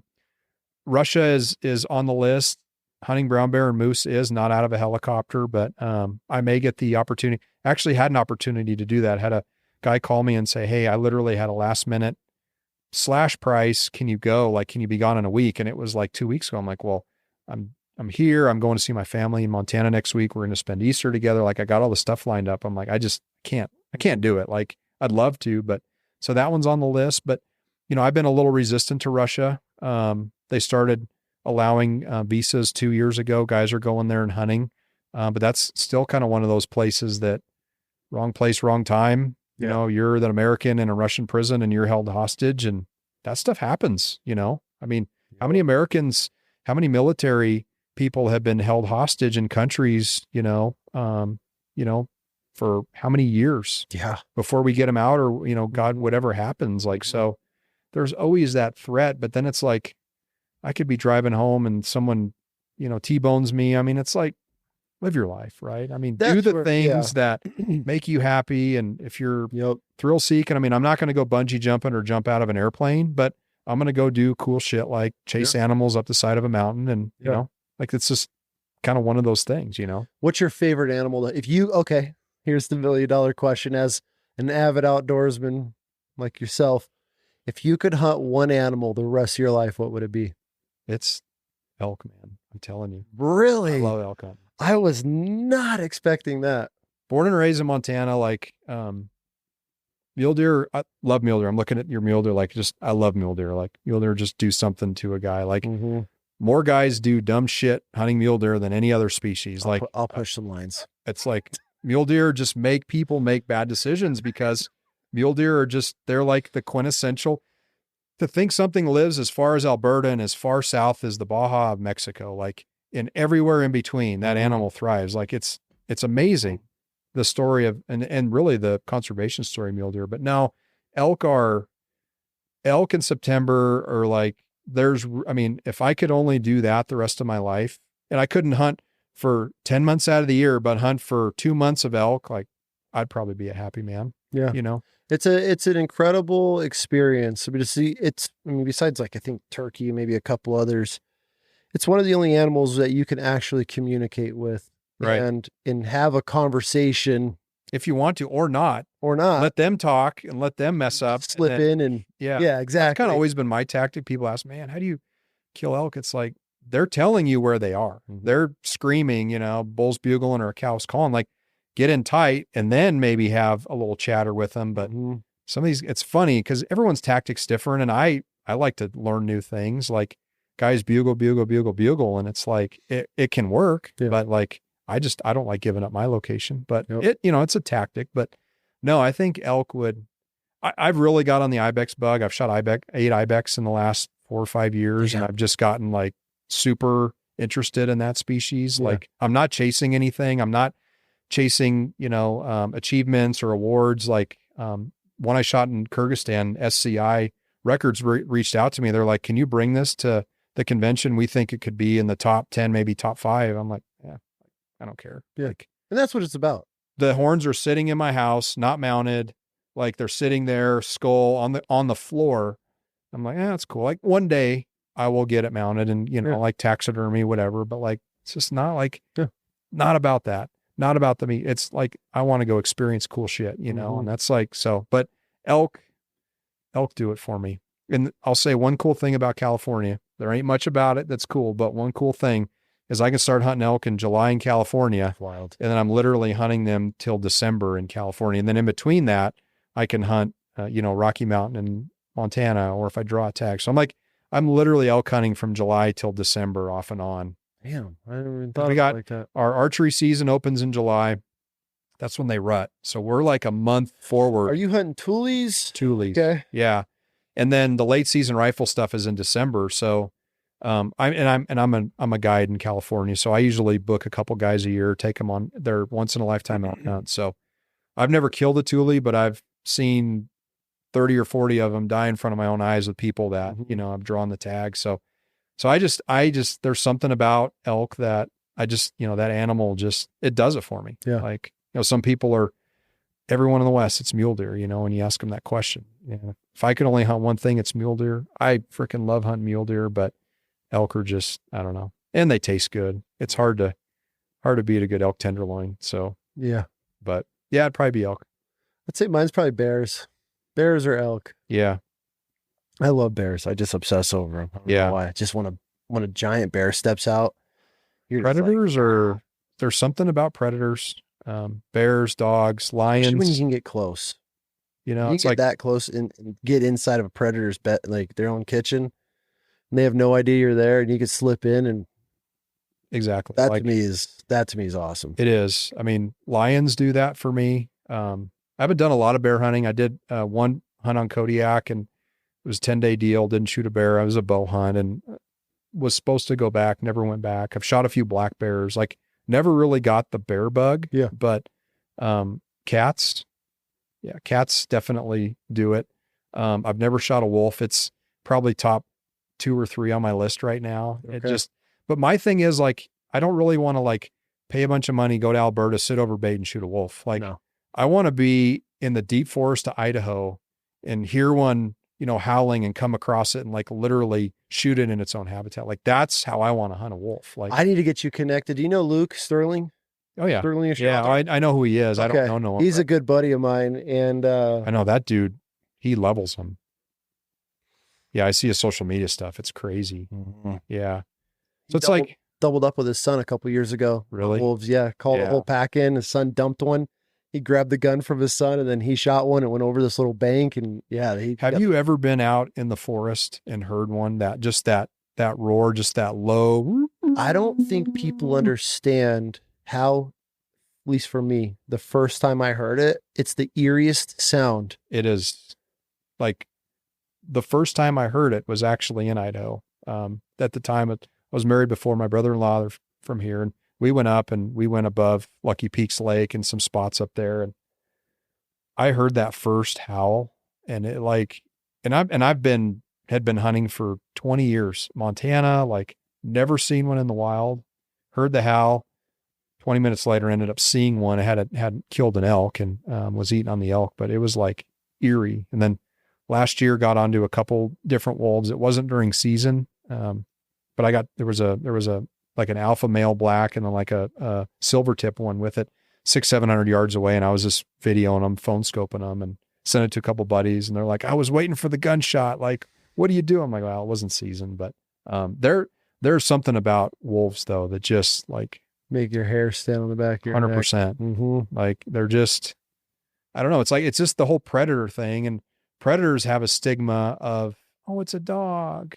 Oh, the bear, you know, like, God. Or the lion stuff. Oh, it's a cat. Like, how could you do that? It's like these animals, they're leveling like, and I think of lions in California. It's a great example. I mean, our deer populations have absolutely tanked over the years because when they stopped the ban, or they put the ban on lion hunting in the 80s, 90s in California, lions have just taken over. Yeah. Everywhere. I mean, they're in people's backyards, you know, they're eating people's pets. Yeah. Bears are getting out of hand in California, you know, and they stopped the use of dogs in California years ago. Well, they've never hit quotas since then, you know, and bears are going to continue to procreate, you know, and and you know, like a bear, it's like a pig. I mean, they can live to be 10, 15 years old. But like an old boar. I mean, I have a buddy that killed one and I think they aged it like 20 years old or 19 years old. No surprise. Like, so you got an animal that probably within 15 years of its life is procreating every year, putting out 2 to 3 cubs at that age every year. Right. So anyway,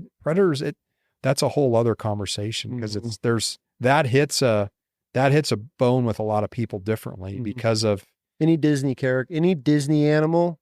Don't even post it. Right. And I know a lot of guys that don't, like they're avid predator hunters and, you know, they run dogs, they treat cats, all that and whatever, but it's like, they don't have a big presence on social media because of that. Like the hate community is just, it's out there. I think the worst thing for like the predator community, especially hound hunters, I get it. I completely get it. You put in all this work with your dogs, you're running them all season, dry running them. Right. Season finally opens up. We don't have to post a video of your cat or the bear falling out of the tree and just smacking branches. I get it. Dogs just stretching this thing out. Like, I get it. It's that you feel rewarded because your dogs just did everything that you trained them for that moment. Right. But it's, bro, I see these videos and I'm like, oh my God. Like, even for me, I'm like, why? Does that have to be out there? We, the hunting community, are our own worst enemies. 100%. Like 100%. That stuff gets out there, and that's the stuff that's all that people see.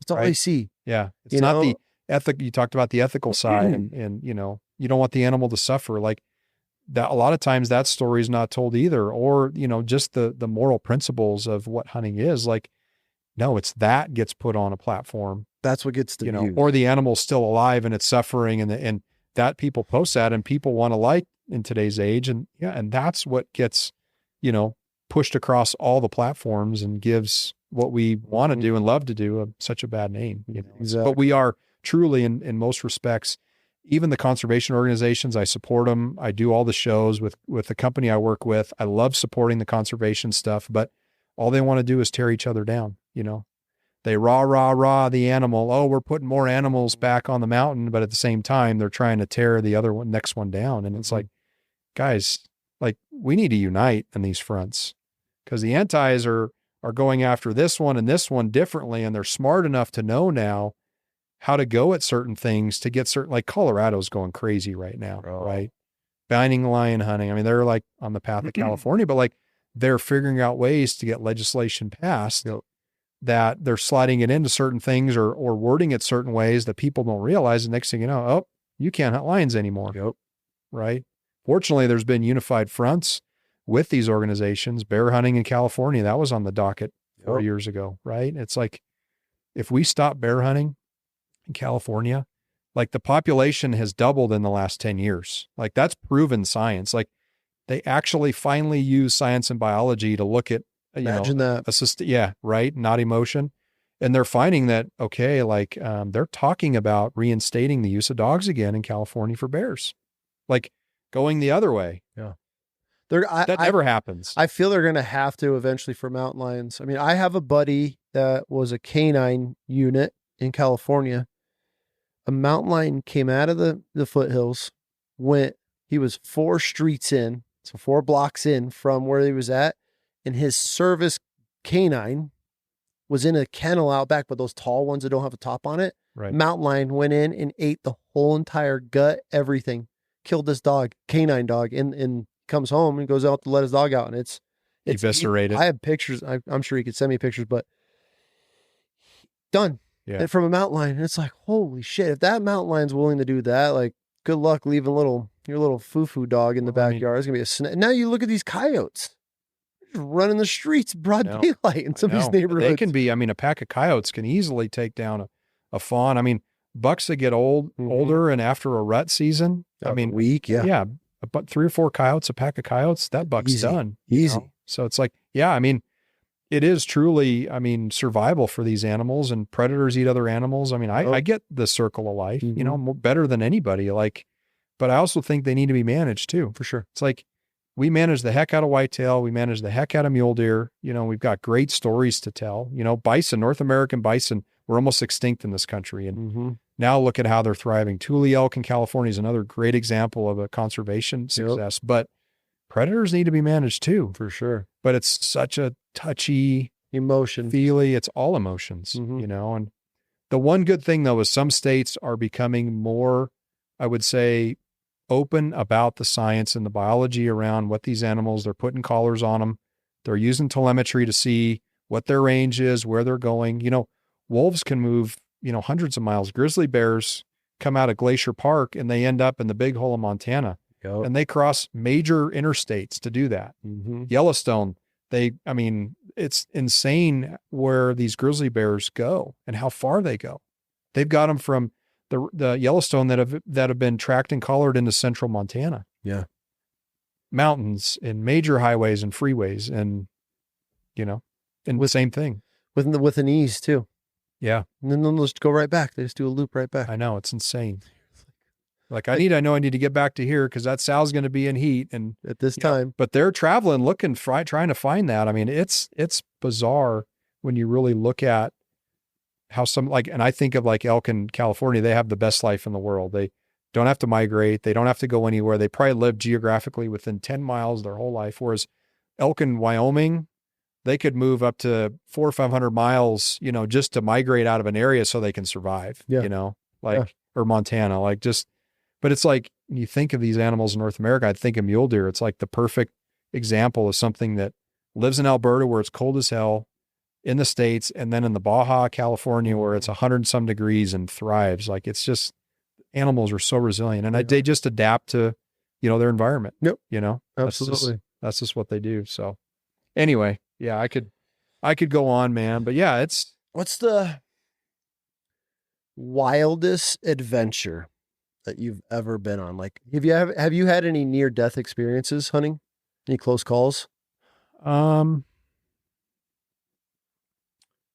Nothing like, I would say, like, came charging at me, or, my buffalo hunt got a little Western, hit my buffalo, ran off, thought I hit him in the heart. I had made a really good shot on him, and, spun around. Two other bulls came, hit him from the front, like, animals know when the boss or the herd bull has been hit, or he's hurt, so they started moving him around, and, my PH had a 470 double, that's like between 375, or a, 458 or a 470. And anyway, the thing ended up inadvertently going off. Like, there was just kind of a bit of a shit show that happened, but, that wasn't like a near death experience. But when you hunt like buffalo, like when you hunt an animal that, it could trample you or eat you in a matter of seconds. Like, we were driving, this is Mozambique, and this is wild. We're driving,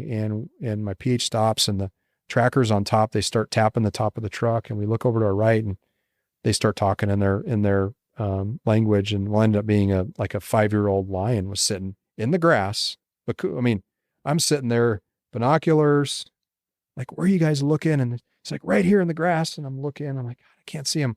All of a sudden you see him just move his head enough.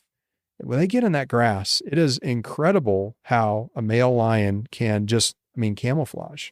So he goes, check this out. He connects his phone to Bluetooth, and he has a speaker on the truck, like an external speaker. And he starts like a male, like a male charge. Like, that's like this sound that males do, like before they're getting ready to, so he plays that, the male gets up, and then he does it back to us, and he just starts growling at us. Which you can feel. And I'm just like, so we were outside of the truck. I get in the truck, and my PH's wife, she's like, get ready. Like, cause he was probably still 100 yards, but he said probably 2 to 3 seconds he would be at us, like, if he wanted to charge. So then we get back in the truck, he's going, we drive. And one thing about African PHs, and you may experience this, they're pretty cocky. Like, he grabs his 470, starts walking out to, he's like, come on. So I get out of the truck, and I'm kind of walking. The lion stops, and he starts slapping his tail on the ground. Like a slap that would be like, if you took a towel and like a slap that hard hitting the ground. And I'm like, no, I'm good. So I come walking back, but never obviously charged us, but like, that animal is so powerful. Oh, and like, so big, you don't realize how big they are. And like, even leopards, like, I hunted a leopard, and that was a like super interesting experience, because, leopards, guys can run them with dogs, but like, they bait them a lot of times in Mozambique, and you're hunting them at night, cause that's when they come in. Shooting a leopard during the day, it can be done, but it's pretty uncommon that they find them during the day. But, you get this cat that gets up in this tree and starts eating a baboon. And this is like the best predator hunter in the world. Like, you've seen like videos where jaguars jump out of like things, grab a freaking big old croc or whatever, and like pull it up and like pull it into a tree. And it's like, still like, the animals are just, it's so impressive. Like, leopards are like the most impressive animal. Like, seeing them alive in the wild, it's like hearing a wolf howling. Like, it's just, and they like grab on to the baboon's arm, and like one bite, and it's literally snaps the arm. Like, their jaws are so stinking strong.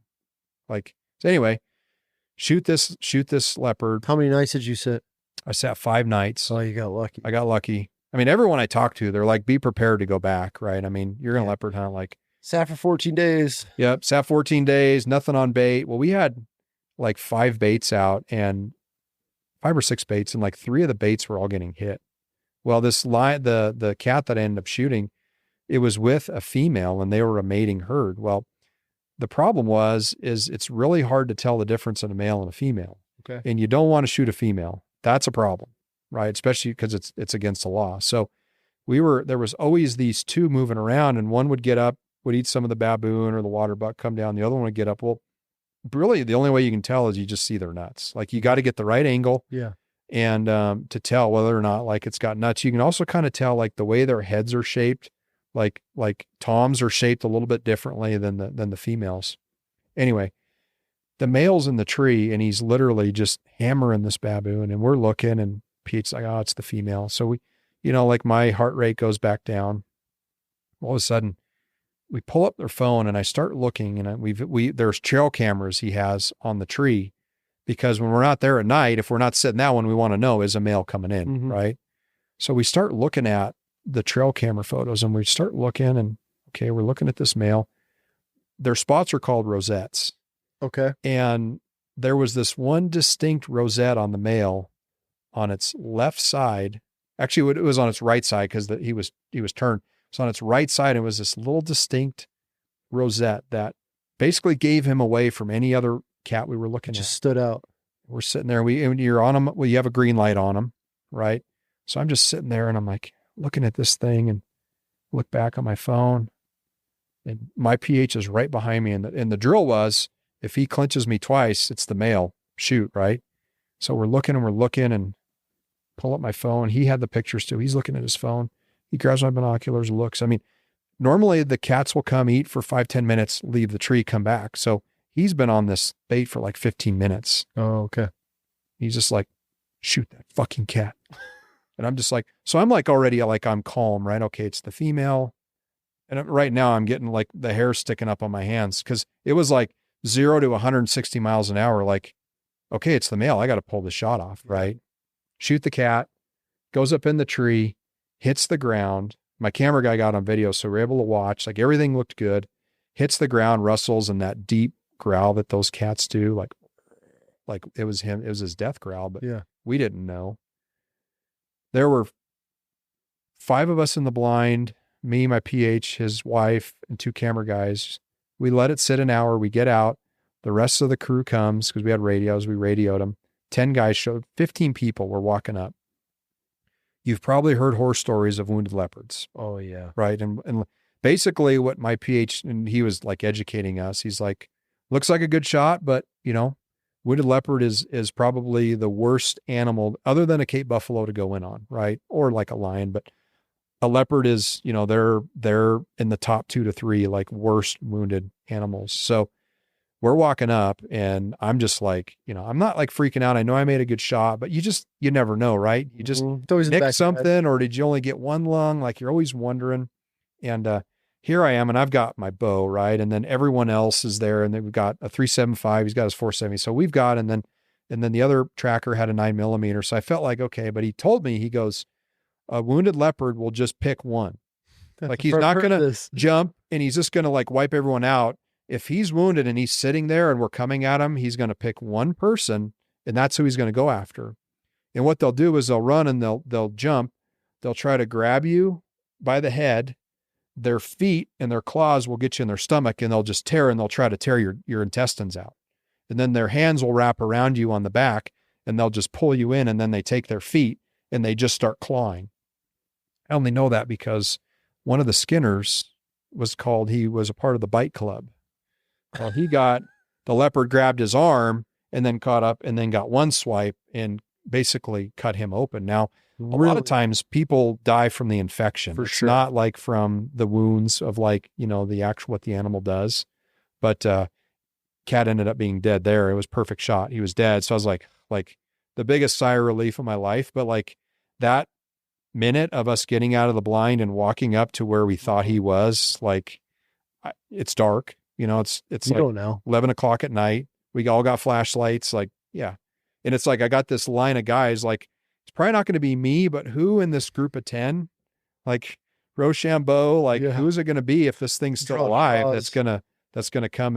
And so anyway, it was just like, that was wild. Mm-hmm. That whole thing. Like, I bet it was a good cat too. I saw this picture. Yeah. Really good cat. Mm-hmm. Yeah. It was like a 7-8-year-old mature male. Yeah. So dude, we were when I was in Africa, we were hunting and we're in this dry creek bed, and I didn't know I had this obsession for baboons. Did never even in a million years that I even consider I'd ever Dude, me give a too. shit about baboons. And I'm with you.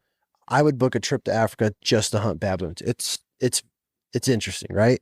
Primates are weird. Like, not to cut you off, but like, there's something about baboons. Like, I'm not trying to sound sadistic, but it's almost like hunting a person in a way, because what drew me to this, and I know I'm probably gonna catch shit for that, but there's this giant baboon, and there's this pole, like it was like a tree, but it didn't have any branches on it, but it was cut off, and it's behind it. And the PH, my buddy, he's like, yeah, shoot that baboon, shoot the baboon. So we get the right angle, and I put the sticks out, and I get on it, and this thing literally like behind pulls his head out, and the whole body pushes it just got every time I drew on this baboon, it would just, so we go back to the other side, because now it's looking at me from over here. So then we go back to this side, and then it moves back again, and I'm like, okay, this is interesting. I've never had something like counter me before. Right. Like, he's like very, very alert of what's going on to me. Right. And so he finally takes off, and it meets up with its troop, and we're in this dry creek bed, and these baboons come running across. And my buddy's like, get ready. I'll tell you which one to shoot. You want to shoot the big alpha? And I'm like, yeah. Let's wait for that. Well, I see these baboons, and this one baboon runs, goes down in the dry creek bed, and goes up on the other side. So now we're in the creek bed, and there's one on the other side, and then a second baboon goes in the middle, and then a third baboon's on. So there's two on the top of the creek bed, and there's one down in the middle. And he's like, get ready. They're going to all start coming. I'm like, what do you mean? He's like, those are the like security for them. I'm like, what? So then all the females, the young ones, little ones, adolescents, they all start running behind these baboons. And then the one on the top goes down and relieves the one in the bottom. It was almost militaristic in a way. Like they were like relieving each other as they were, but providing protection in a way. And then this big, just giant alpha just comes. You know how they have a swag to them. Oh, yeah. They don't just walk, like they strut. Yeah. And he's like, holy fuck, man, shoot it. Like that's the one. And nothing was ready. I'm trying. And so I just freehanded this thing.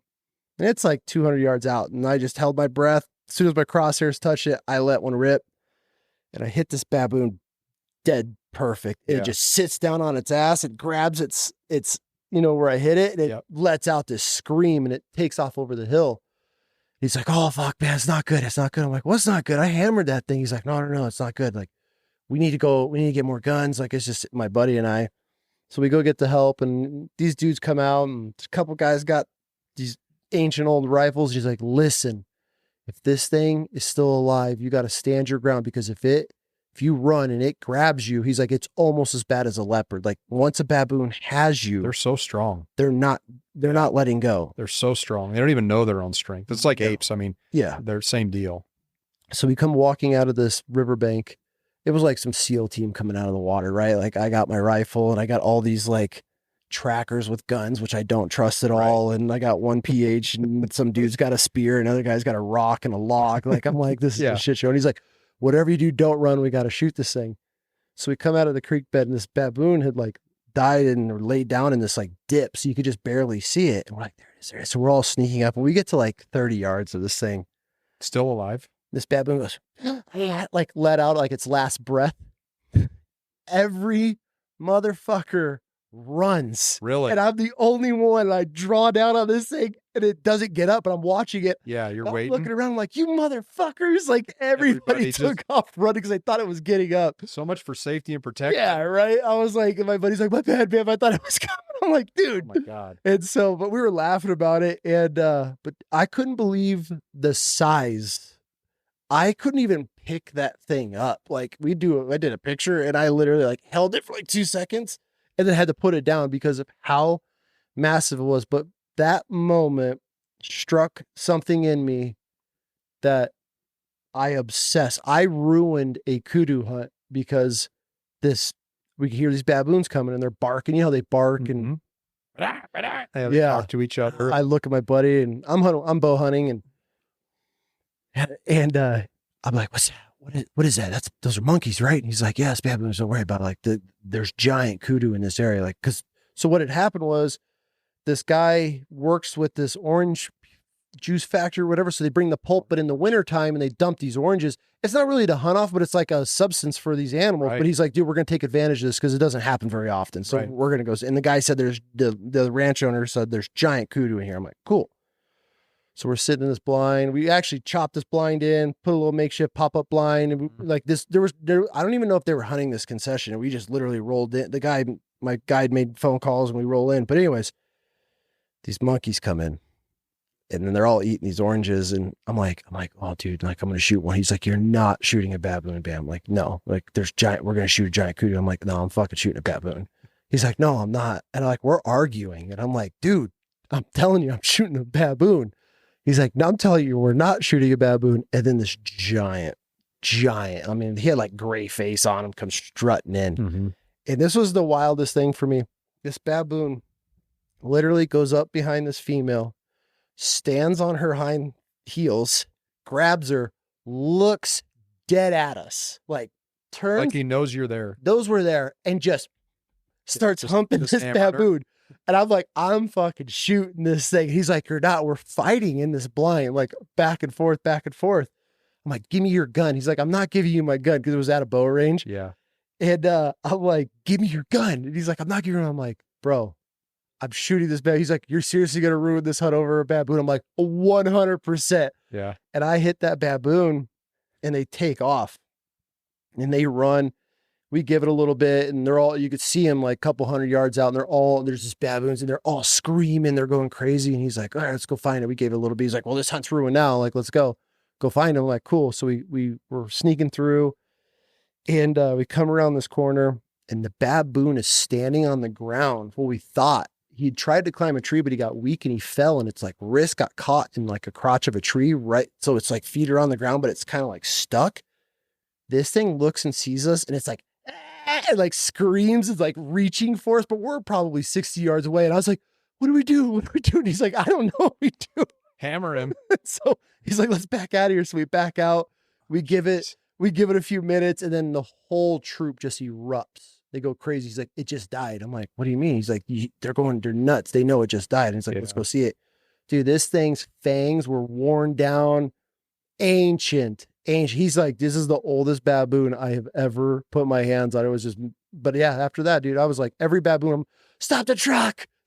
Yeah. Well, the cool thing about Mozambique is all the bait for leopards love baboons. So I would go. We just go out and I'd like my camera guy with me. I said, dude, you're shooting all the bait on this trip. Otter buck. We were hammering baboons, but they're smaller. They're South Africa. They're genetic morphs there. Yeah. Humans. They're not as big in Mozambique, but yeah, you can hammer them for bait. But I shot one in South Africa. This is a weird story. It was in a cotton area. Well, it was a cotton field and the workers there were picking cotton, but they also planted tomatoes there. And they had same thing, like they had like tomatoes that were sour or whatever, and they piled them up. Well, like a month before I got there at this area that our PH had access to, this lady was picking cotton and had her baby out like in a manger out in the field picking cotton. Smash it up. Male baboon comes in, grabs the baby and gone, like took it, bit it in the head and ran off. No shit. So I was like, so I shoot a big male there and I don't know if it was you'll never know, right? If it was the one, but when we came back through and stopped and the family came out and saw that there was a dead male baboon, they were like, the lady was crying and it was this whole thing. And I shot it with a bow. It was eating tomatoes, but like he came in and had a female with him and he was a big male, like said, just like humanly weird. I got a picture sitting next to him and it's like not a whole lot much smaller than me. And their hands have fingerprints. That was trippy for me. It's weird. It was trippy. I was looking at him like it was just, it's a human hand. Yeah, it's 100%. Like, it is interesting. I don't like mythology and like all that, like way back. I don't, I'm fairly religious, but like I whether that like stuff happened or not, or where we originated, like, I don't know. And I don't really care. But when you hunt animals like that and you see them and you're like, when they're able to counter your move. Okay. I kind of could see a few things here that are, there's a lot of, I'm with you. Very religious. I don't believe in evolution. I believe that there's evolution, that animals evolve. Right. I don't believe we came from some blobs. Anyways, Yeah.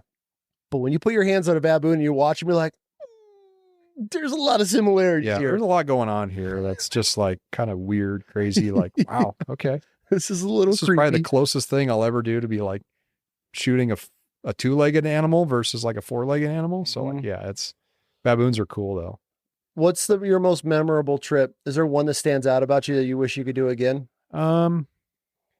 Probably the most memorable trip was it'd have been an elk hunt with my dad. My dad passed in 2001. It was actually 9/11, damn near to the day. It was just kind of a weird, crazy thing. Had cancer, but he was really like, when I think about like why and how, it's like it was him. Like it's how we live. Like my dad was even the extent, like when we were kids, like if we hit a deer on the road, he'd throw it in the back of the truck. Oh, for sure. Take it home, skin it, and we ate it, like just like nothing ever went to waste. So like I'd done an elk hunt with my dad, kind of in central Montana, and it was like one of our last like hunts together before he got really sick, and then when he got his cancer, we should have got him better care and we didn't, it's just one of those things. Like anyone can look back on anything, and armchair quarterback, but, we did an elk hunt together and we shot cows, and it wasn't like we went and shot these big bulls, but it's just kind of one of those things. Like that hunt from then on, there's not a day one, but there's not a trip that I go on where I'm anywhere that I don't think about him, and it's more of wishing, and like, I know he's with me, like, oh yeah, he's with you. People say that, and he is, right? But like truly, like some of this cool stuff I get to do, I would love to be able to take him with me, like, sure. Dad, you and I are going to hunt in Turkey, or we're going to, we're going to Argentina, or been to New Zealand and done that whole thing. And like, he would have never been able to afford and have the means to do that because we didn't have a lot as kids, but I would have found a way to do that stuff with him. But I was in college when he passed, and never got to really experience a lot of life after school and growing up when he passed. But it'd be those memories with him. I mean, I've done some cool stuff and got to do some really cool things, but nothing replaces the time I had, certain memories of being with him. I mean, chasing antelope on a sage field, doing 60 miles an hour in an old 2-wheel drive truck. And just, you know what I mean? Those types of things that like, you girls have been there. Yeah. I mean, you can't replicate it. And B, like, those are things that you just, you don't ever forget, Oh my, I have I think about my old man, and God, we were big waterfowl hunters growing up, growing up on the Canadian border, upstate New York, and hunting big water. Sure. And it's just God, the stories that we had growing up as kids out there, just learning, and right. My God. Well, and think about back in the day when we were kids, there wasn't social media, there wasn't Onyx.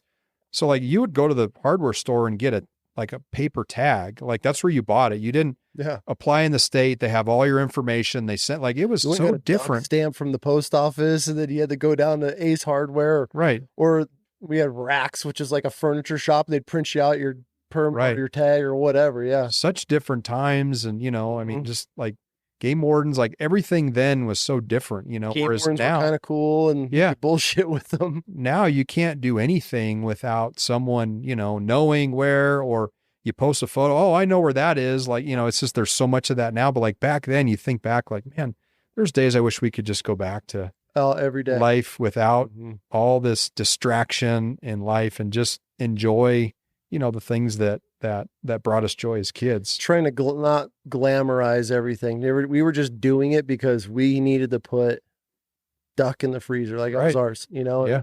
I'd shot a couple whitetails. Like, my dad was not a whitetail hunter. I think he did it for a season. He's like, this is the dumbest shell. Like, no way am I sitting in a tree all fall and when there's birds flying. So I had to go out with my buddies. So I would go and learn from their dads and stuff like that. And it was just one of those deals. I mean, dude, that's what we did. Right. It wasn't for likes. It wasn't for trying to get sponsored or any of that shit. We're out there in Carhartts or waders in a parka jacket, negative 20 degrees out there, busting ice off of decoys while broadbills are flying. Right. And that was, and we never even hesitated. I mean, we would have I tell the girls that we'd pray for it to snow. If we got a good snowstorm and rolled in one night, we knew we weren't going to school in the morning. Right. My dad, I'd have all my hunting, same with my brother. We'd lay out everything. My dad would kick our door and get up. Birds are Right. flying. Right. And we would be out and we would, I remember watching school buses drive by and we're hammering birds. We'd shoot a I'm morning. not going to school today. No, we'd shoot a morning limit. If the birds were flying, we'd go home, have breakfast. And I didn't know any different. We'd go out, shoot an evening limit. I just thought that was how we did it. And that's just how my dad was raised. And like, that's what we did as kids growing up. Right. And if it dumped for 3 days straight, we were hunting. I mean, blizzards out there. We're out there just frozen, covered in ice because it's so cold. Right. And but that's what, like, I feel a lot now, these guys, and socials change everything, how all the companies have changed everything. Now it's all for likes, and there's not really, I get there's a huge number, of hunters and everything, but I feel the majority of them don't have the passion from unless you grow up in it. Right. They get it. And I know people get it and they get the bug, but if you're doing it and you got to post everything on social, I mean, dude, I have some of my biggest deer in the garage. They'll never see the internet. It's because I did it for me, like taking my kids out. It's like, I don't, the best memories, man, are just with buddies and your it is brothers or dads or whatever. It's like such a progression, like, because there was an element of time where it was about the meat and it was about feeding a family. And like I say now, like for me, I'll never go hungry. Like that's a side benefit to me. That's a benefit of, I shoot an elk. Yeah, I got meat for a whole year.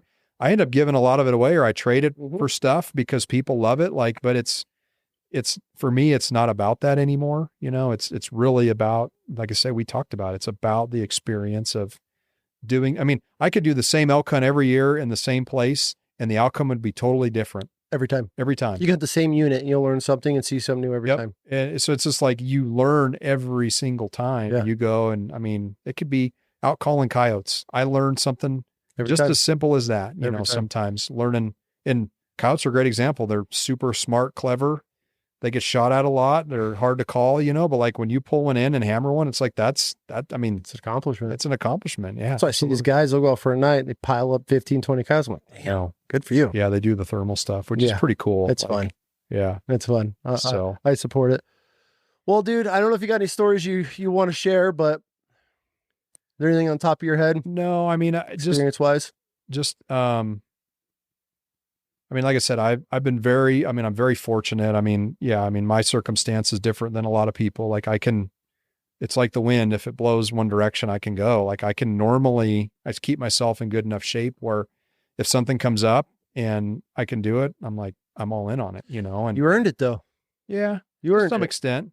I think so. I mean, dude, you did. I'd say you pay your dues, but I mean, for sure in some things, but in other things, it's like you just never, ever stop pursuing a passion. Like I said, I chased a career forever. And then I just realized like that career turned into a job. And then like, it didn't satiate me anymore. It didn't fulfill me. It didn't give me what I was looking for. And it's a huge risk in anything to step out of the world, and the comfort of the world, and completely remove yourself from that and say, I'm gonna figure this out. Yeah. And I just think Americans and American people are just so resilient because everybody has a story. Everyone has baggage, but everyone has a story, but everyone's story is so amazing because everyone found a way to fight through adversity to get to where they are now. And, it's like it's the American dream. Like, it's the beauty of living in America where we have the ability to do what we want, when we want, for the most part. And whether you're successful or not is based on you, right? 100%. It's 100% on you. 100%. Right. So yeah, and I've probably got so many more stories that I could tell, but I mean, I think the major ones are some of those ones like I shared, and haven't had like a lot of the near-death experiences, which I'm grateful for. Yeah. I haven't faced, I mean, one time on Kodiak Island, we had a brown bear charge us. It was like a 9.5 footer. And we were hunting deer and had already shot a buck and had taken care of the buck, dug a trench, put the meat in it because I had one more tag. And we were sitting there looking at another deer and we hear the alders moving. And we were bow hunting again, of course, stupid us, but had sidearms. And those alders in Alaska, as like we physically can't move through those. It's so dense, so tight, and you're like trying to move and you just like, there's no way you can fit through them. Well, when you see them like something Healing coming everywhere. towards you and they're like doing this and they're moving. There's only one animal on that island that can do that. And we were talking, and I think the bear just like thought I didn't know what we were. So we're yelling, of course, "Hey bear, get out of here, bear." I've actually got a small video of it. I've got my 10 millimeter, my buddy's got his 9 millimeter, and then we were with another guy behind us. He had a 40. So we're all kind of like, just like back to back, right? Like waiting for this thing to come out. And I stepped it off. It was 9 paces, so 8 to 9 feet. Came out of the alders, and we were kind of in a small clear cut. That bear comes out, and the only thing I remember was seeing how big its dewlap was and how big like the hump and just the size of its head. Like, when you start looking at big browns, like their head will tell you a lot, right? Especially the skull size. Mm-hmm. That thing came out of that stuff and didn't really look at us, but came up and got back on its hind legs. And then we all just like started putting, shots like into the ground in front of it. And it spun around, blew out, and ran off. But I mean, when we got done, like I remember like setting my pistol down, and I remember like feeling my heart rate all the way through my body. Like in my fingers, I could feel You feel like your pulse in your I could ears. feel like my pulse anywhere. And we were all like this dump of adrenaline, like, cause you could see him moving out. We had the wind right. And I think what happened was when the wind shifted, I think he winded us and knew that we, obviously bears' noses are absolutely incredible. Mm-hmm. He winded us, spun around and ran off. But like, that was a touchy feely for sure. We figured he was well over 9 foot, when he stood up on his back legs, like you have a different appreciation for an animal that big when they're on their back legs like that. And you're just like, like 3 shots. I had a high capacity mag. So I was like, okay, I need to save like, if I need to put like 10 in this thing, I got like 6 to play with. Right. Yeah. 9 feet though, 10 feet, you're getting a couple shots off. Well, that's the problem. They come at you and they've always said like with a bear or most animals that charge, and I don't know if you've heard this, if their head's up, typically they'll bluff you. Yeah. If their head's down and coming at you, they're coming. Ears down and your head down, ears pinned, you're going to get it. They're coming. They're not bluffing you. So, and that's what I like I say, he didn't really charge us. He came out and saw us and got back on his legs, and then he kind of spun around and blew out after I think he kind of knew what we were and smelled us. But, everyone says, and they've said that, like if their head's down and they're charging, they're coming at you versus head up looking at you, so elephants are the same way. If they charge, like with their head coming down same way, they're like, you better unload. Cause if not, it's either going to step on you or it's going to grab you and it's going to kill you. Like, I got a guy that I'm trying to get on. He's got to get him to come through town. He's filmed like 15 elephant hunts. Really? And he has the wildest. I mean, he got caught in elephant grass and got charged, and his elephant's like stomping, trying to find him. And he was like rolling and just wild.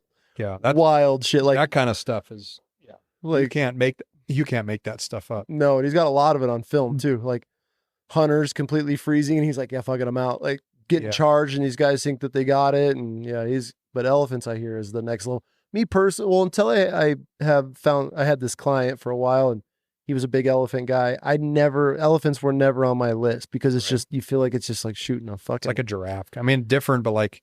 It's like shooting a house, It's just, I always felt like it's just there. And he was like, oh boy, he's like, once you hunt an elephant, nothing will ever give you a rush again. He's That's like, what everyone says. Yeah, I hear it a lot. I'm like, interesting. But for me, I don't know. They're very family oriented. They communicate. I don't know. Right. I'm good, for now. I kind of got a little bit of like a rush to do my 5 now because I've got the buffalo and the leopard. And so it'd be like, elephant and lion, of course, and then rhino, which is now you can hunt white rhino in some countries. Okay. A lot of them, they do the dart thing, but you can still, there are some sustainable herds where you can actually still go hunt like white rhinos, but the elephant is the one that the lion 100%, like I'm actually already booked to go and do a lion. Really? That. Yeah. Okay. But the rhino, I don't know, like that doesn't really, but it's like the elephant is the one that I'm just like, I don't know, like it just doesn't doesn't really do it. So, but once again, like I'm not chasing the big 5. I'm not chasing the Grand Slam. I'm not chasing the Capra Ovis this. Like I'm just living, man. Yeah, if it's a cool experience and a buddy's like, "Hey, do you want to do this?" I'm like, "Hell yeah, let's go do it." Good for you, man. I mean, that's everybody's dream.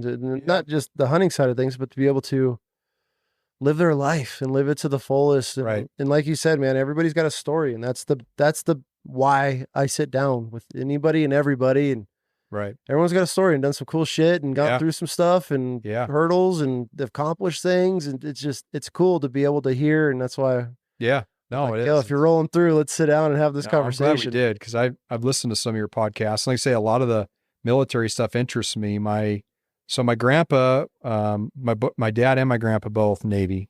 Dad is Vietnam, multiple tours, and then grandpa was World War II. Oh, okay. And so, I mean, and back then, like in the 40s, like if you were a male over 18, see ya. And then in the 70s, of course, with Vietnam and my dad at that time, like, if you're not going to college, you're pretty much going to be going into the military. Right. And so my dad kind of followed in those footsteps. And I actually had a point in my life where I was very interested in doing the Air Force Academy. I wanted to fly jets. Yeah.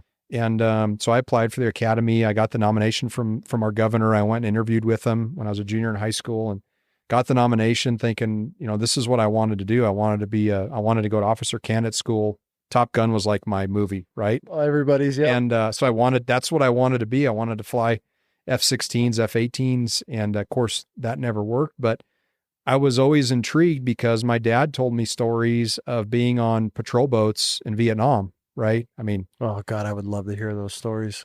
And I can't even replicate to the extent of anything because it's been so many years, but then he never said a lot. It was never like confirm this, but it was like, you just point into the, and you see black or fire and you just shoot. Right. Well, I got interested in my grandpa a little bit more because World War II was always one of those wars that was like, from the time, like the whole time span of like, Poland gets invaded and then you've got Pearl Harbor, which is obviously a big one.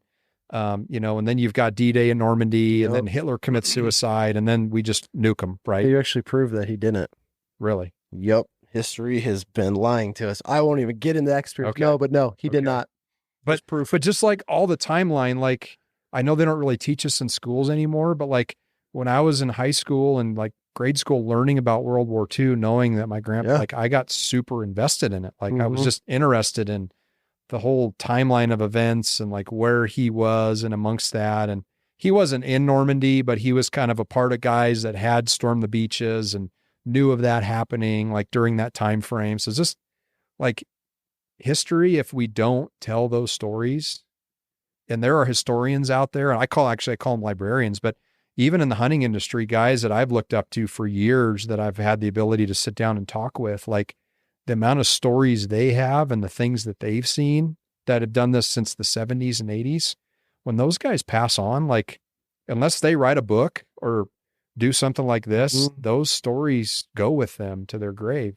I don't know if you got to check out one of our previous episodes. I sit down with George. What was it George? Can't think. If I'm on fasting mind right now. Yeah, you're in a different world. George, okay. He ran Jaguars down in Mexico on these swamps and these boats. Dude, it's fucking awesome. I need to listen to that because I'm super intrigued by Jaguars. They used to make these calls, these homemade Jaguars calls out of gourds, and they would dry it and they'd put like sheepskin over them and put a hole in it and pull the string through with bees.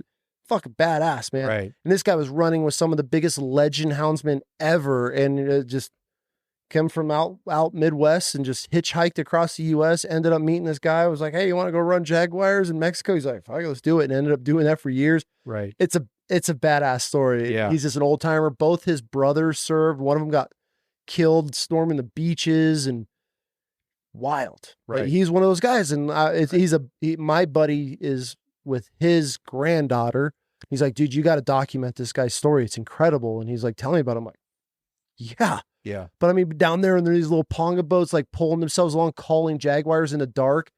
And they'd have Jaguars come right up to the boat in the water. Like, didn't even know they were there. It's guys like that. Like that's stuff, man. That's the type of stuff we need. Like, I wish there was more World War II, these old, just I just met one of my neighbors. He's a Vietnam vet, and I see a Purple Heart on his plate, and he was outside one day, literally like 3 days ago. I was like, went and introduced myself. He got rocketed, got hit, and got a Purple Heart, and became a cop. So I'm gonna try to. He's an old time. I think he's one of those guys that has no idea what a podcast is. Right. But he's right here. I'm gonna be like, hey, can you just tell your story? I want to document it, you know? And so yeah, it's just cool. But there's so many of those stories out there that we have to capture. It is. And it's like, for history to live on, like if we don't either have those in a textbook somewhere, or if they're not educating people about this stuff, like it truly just dies off, and history just becomes something that, you know, whether someone knew about it or not, it's like a poof in the wind sometimes, you know? And it's like, and I've seen it with some of the guys, like like Jack Frost and some of these older just bow hunter guys that I've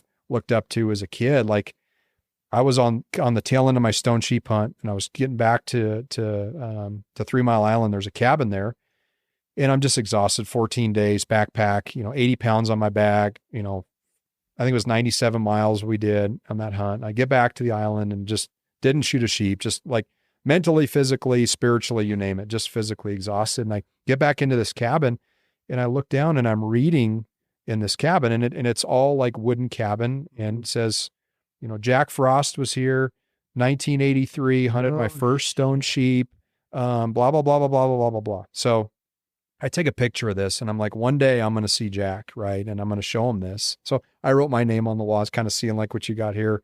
You know, I was here this date, blah, blah, blah. I put like sheep 1, Lucas 0 type of thing, right? Anyway, I'm at Dallas Safari Club 2 years after that hunt, 2023. I did that hunt in 01 or 21. And Jack's walking through our Kuyu booth. He's got a Kuyu vest on, and I see him, and I'm like, oh, that's Jack. So I walk over, and I said, Jack Frost. I said, I know you don't know me, but Lucas Paugh. I introduced myself. He goes, hey, I said, I'm a bow hunter. And, you know, we were talking a little bit. I mean, Jack Frost, if anything, you know, in the bow hunting industry, he's like one of those guys, right? Late 70s, did it all, you know, with trad stuff back in the day, hunted 10-foot brown bears with a trad bow, like just, you know, Fred Bearish type guy, right? Yeah. I said, Jack, I need to show you something. I pull up my phone, and I'm going through, I find it, and I show him that. And he looks at it, he puts his glasses on, and I immediately, his face just absolutely lights up. And he goes, that was my first sheep. And he just goes on, my first sheep hunt, 1983, day 7, shot my, I mean, tells me the story to the T. No shit. But the actual point of the story is, he goes, you know, I was faced at that time with a, it was, I think what he said, dichotomy. It was like, I had a situation. He goes, at that time, he goes, we didn't have a working vehicle in our house. My wife, we'd just gotten married. Our cars were broke down. He goes, I had the option at that time to buy a new vehicle or go on a sheep hunt. Good for him. And his wife looked at him, and she goes, honey, pursue your passion. Good for her. So you know what he did? He went, he shot a sheep. The vehicle figured itself out. But here's the interesting part about the story. He goes, back then, he goes, I could have bought a new vehicle back then for around, you know, $1,500, well, but a vehicle, right? $1,500, $2,000. He goes, my sheep hunt back then was the same price. He goes, guess what it is today? And this was 2023, right? You know, a stone sheep hunt's 85 to 100 grand. What's the price of a new truck, right? So it was interesting for him to tell that story of literally, not that like North American sheep have escalated to the price of a new vehicle, but it was like, wow, like people probably have that dilemma today. Do I buy a new truck or to live, or do I go on a sheep hunt? Like it like hit me, and it was like, holy cow. But anyway, yeah, I showed him that, and it was crazy to see his face light up. And he just, 20 minutes we sat there. He told me his whole story about his hunt. We had a lot of commonalities in the mountain, where we were, where we landed, you know, and then, and he told me that story. He's like, yeah, I had the dilemma of whether I buy a new vehicle or I go on a sheep hunt. And my wife said, you're going on that sheep hunt, and shot his ram. And that really just like catapulted him into a completely different level. But I bet that's not an easy hunt, man. No, that's not an easy hunt with a rifle. No, I mean, most guys go on a stone hunt, and it's like, you'll be lucky to see a legal sheep, right? I mean, hunting in northern BC on the Yukon border, there's no other way to do it other than horses or on your 2 legs, right? Yep. There's no access. So it is a hunt, but, yeah, it was just crazy. Those types of things, like less than a percentage of the world population will ever go to those places that, you know, you've put boot tracks, I've put boot tracks. Like that's the coolest part to me. Yeah. And then when you meet someone who you look up to, who had been there and like kind of tells this story, it's that kind of stuff is just irreplaceable. You know, Does he have a book? He's got multiple books. Like Chuck Adams, maybe another one you think of, like Life at Full Draw. Chuck Adams is another guy I look up to, just a insane bow hunter. But Jack was even before Chuck's time. Like Jack was one of the OG, Tom Hoffman. Those guys are like the OG archery guys. Like just. What a time, dude. Imagine just how the giant deer and moose and. Yeah. They took advantage of what we all wish we could have taken advantage of even when we were kids, right? When I was in college and early in my, like, just the abilities, the opportunities to do things. Whereas now you're like, God, I've accumulated 20 years of points in this state and I still can't draw the tag, but I probably could have drawn it, you know, 15 years ago when I had 5 points. Like it's just all of that stuff. Yep. It's like anything. You wish you could go back in time and done it differently. Good old days. Those guys took advantage of that stuff back in the day, you know? Sure. So pretty cool. It was their passion, man. We would have been doing the same thing. Right. And today they're still at these awards, handing guys awards. Like they don't, their hunting schedule is significantly changed. They're not doing what they used to do, but those guys still get after it. It's still pretty cool. Yeah. They're not doing a 14-day backpack hunt anymore. God, no. You know, they're doing the stuff that's a little easier on their body. But yeah, it's just for me, that's motivation. I look at a guy like Jack Frost, who's 80 some years old and he's still doing it. It's like, okay, I got 40 more years in me of this. Maybe, hopefully, I don't know. Right. Yep. So. I'll tell you what thing though, like watching those guys and, you know, through the passion and everything, my perspective on hunting has changed so much in the last couple of years. Cause I got pulled into the hype and the social and having to feel like I have to produce and all that shit. And I worked with my last company I worked with, like big company in the industry. And I told the wife, cause I've never been paid. I've always just helped company. Like it's just fun. Cool. Right. Like I don't do it to be an influencer out of it and be some pro staff. Right. To me, that's fucking lame, but. And that's dying off, by the way. That stuff is. Yeah. Big time. But like. Companies realize they don't need those people anymore. You don't. And so what happened for me was like, I got more joy of watching my kids shoot a cow, elk, or a freaking doe antelope. Right. And than anything else. Right. Than anything. And that's why I love guiding, is because I get to watch a lot of people be able to take something for the first time, or this dude saved up for 5 years to come out and hunt a giant deer or whatever. And then you get to see that reaction. Like that's when I started really processing. I'm like, man, like this, I got to get back to my roots. I got sucked into the game of, oh, yeah, this company's great. Up with the Joneses. Exactly. And now it's like, oh, I went out with my youngest last year and I went up to my buddy's ranch. It's got a beautiful place. And dude, best time ever. Right. You know, watching her shoot, all of her and I, we sat a whole fucking bear season. She passed 22 bears that season. Holy cow. And so. That's patience. Was it her or dad? Was dad not telling her to shoot? Because there was a couple bears. I'm like, just fucking shoot the bear. Yeah. We're good. I'm over it. Let's go. But the rule in our house is, because we've killed so many bears, is we have to shoot equal or above. Gotcha. There's a standard. So equal or above. Like, I'm not just going to shoot a bear. There's no point. I mean, right. $450 a tan of hide. You got $250 in a skull. Right. We're, like we're shooting 3-4 bears a season. It adds up. And so equal or above. And yeah. And then the last bear she killed, she's like, Dad, I want a mature bear. I'm like, done. I'm like, you're going to have to wait. I can't guarantee it. And these bears would step out and she'd look at me and be like, and the next bear's up. Look at me, like every night. And there's nights we'd have 4 or 5 bears roll through and I'm like, no. And then finally she goes like, Dad, how do you know? How do you know when it's the one? I'm like, you just know. Right. When you were like, holy shit, shoot it. Or when you lose your shit and you're like, yeah, shoot it. Don't question me. Buck fever. Yeah. If you're excited and you look and you're like, oh, wow. Like I haven't seen one like that. Shoot it. And then finally this bear come cruising through and it stepped out and she looked back at me like, I was like, hammer time. And it didn't even stop. It was just cruising. And I actually mouth called this thing with my hand. I was like making squeaking noises. Stop it. Stops, comes back, does a little loop and it's walking away, and I kind of yelled at it. It stopped and looked back, and as soon as it looked back, she hammers this thing, and it takes off, piles up. But like, it was just, I'm like, that's what it takes. Right. It's that, but to watch that experience with her, yeah. To watch this little girl have that patience to pass bear after bear. And there's guys that come here and I didn't even see a bear, and here she is passing 22 bears in a season. I'm like, okay, like, yeah. And I mean, dude, it was a lot of work, but it was rewarding. It was a great bear. She had a little friend with her, and it was badass. And they both packed out. I sat there, and they were skinning. Like, I did all the main cuts just so they didn't screw anything up. Right. And I sat back, and what do we have? Those last lights, those strings, those last light strings. Dude, I hung one up, put a freaking dark energy little pack on it, lit up the whole area.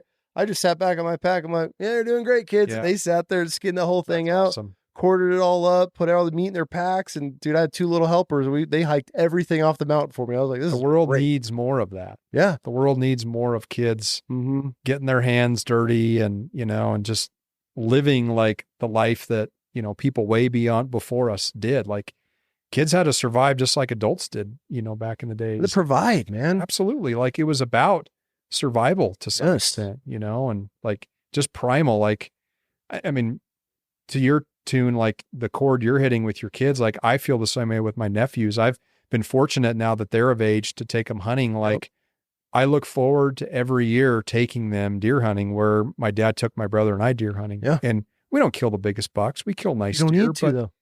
That experience of taking them to do that, like, it is by far the highlight of anything that I'll do all in a year, spending that time with them. Yep. Getting them on a deer, getting them on the rifle set up. Like, can you see him? No. I'll, run the power. Can you see him? Yeah. Just like the whole sequence, the deer's running and okay, don't shoot, and it's just like seeing these little humans that came from our, genetics that can pull this off. Like, cause I was one too. I was chasing, I wasn't chasing fame by any means, but early, like when social media started, I was posting every day and trying to and then I just realized, I'm like, shit, I don't think I posted anything in the last 2 months. Like, and I've got stuff I've done. And I just, it's like, for me, it's not even about that anymore. It's like the cool things are cool, and the other stuff, like, it just doesn't, it's not that important to me anymore. And I think it's with people in hunting. There's such a progression with, like trophy hunting, that takes a whole other, thing. Like, oh, you're a trophy hunter. It's like, well, I like to hunt mature animals. Yeah. Whether that means the animal's a giant record book animal or it's just an old decrepit animal, that, like, I like to hunt old animals. Is that trophy hunting? Yeah, call it that. But I'd rather shoot that animal than shoot its offspring that's 3 years old that never even had a chance to live. Right. And so that's just back to that education. Like, it's hunting mature animals. It's call it whatever you want to call it. But at the end of the day, it's like, that's the progression I'm at. And I can easily eat my tag now and be totally 100% okay with it if I don't find what I'm looking for. Yep. Because I'll let that little buck live to be, 5 to 7 Why are you pointing at my little, why are you pointing at my little buck? That little whitetail there.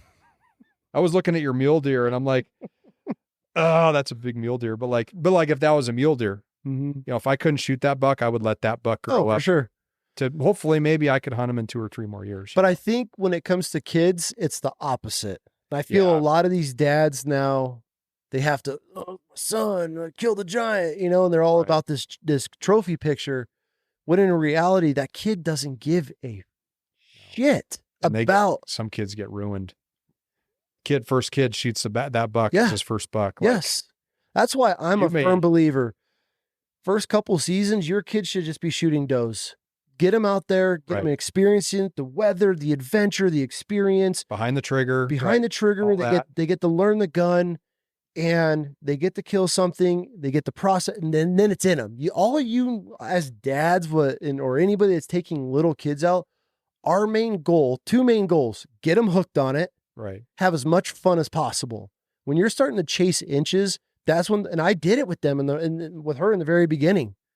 Let's go. Hurry. We got to shoot this deer. And then I'm like, what are we doing? Yeah. Like, this isn't fun. We come back. Fun out of it. It wasn't fun. And then I was like, all right. Now, thank God we've done it enough. Now it's like you put your kids on the gun. You're like, all right, range. Hey, here's the range. Dial. She's dialed. Yep. I'm in the spotting scope. It's beautiful. Now, super chill. But I see a lot of these dads, and I do a lot of father-son hunts, like for their first time, even the dad and Right. now I'm like, I look at the dad and I'm like, Yeah. relax. Yeah. Relax. He's feeding off of you, you know? Right. And so yeah, you can tell, you can sense that too. Because the 100%. dads are almost living vicariously through their kid, and they want their kid to, shoot. I mean, we all want to shoot a giant animal, but I've seen that happen where kids their first time have shot.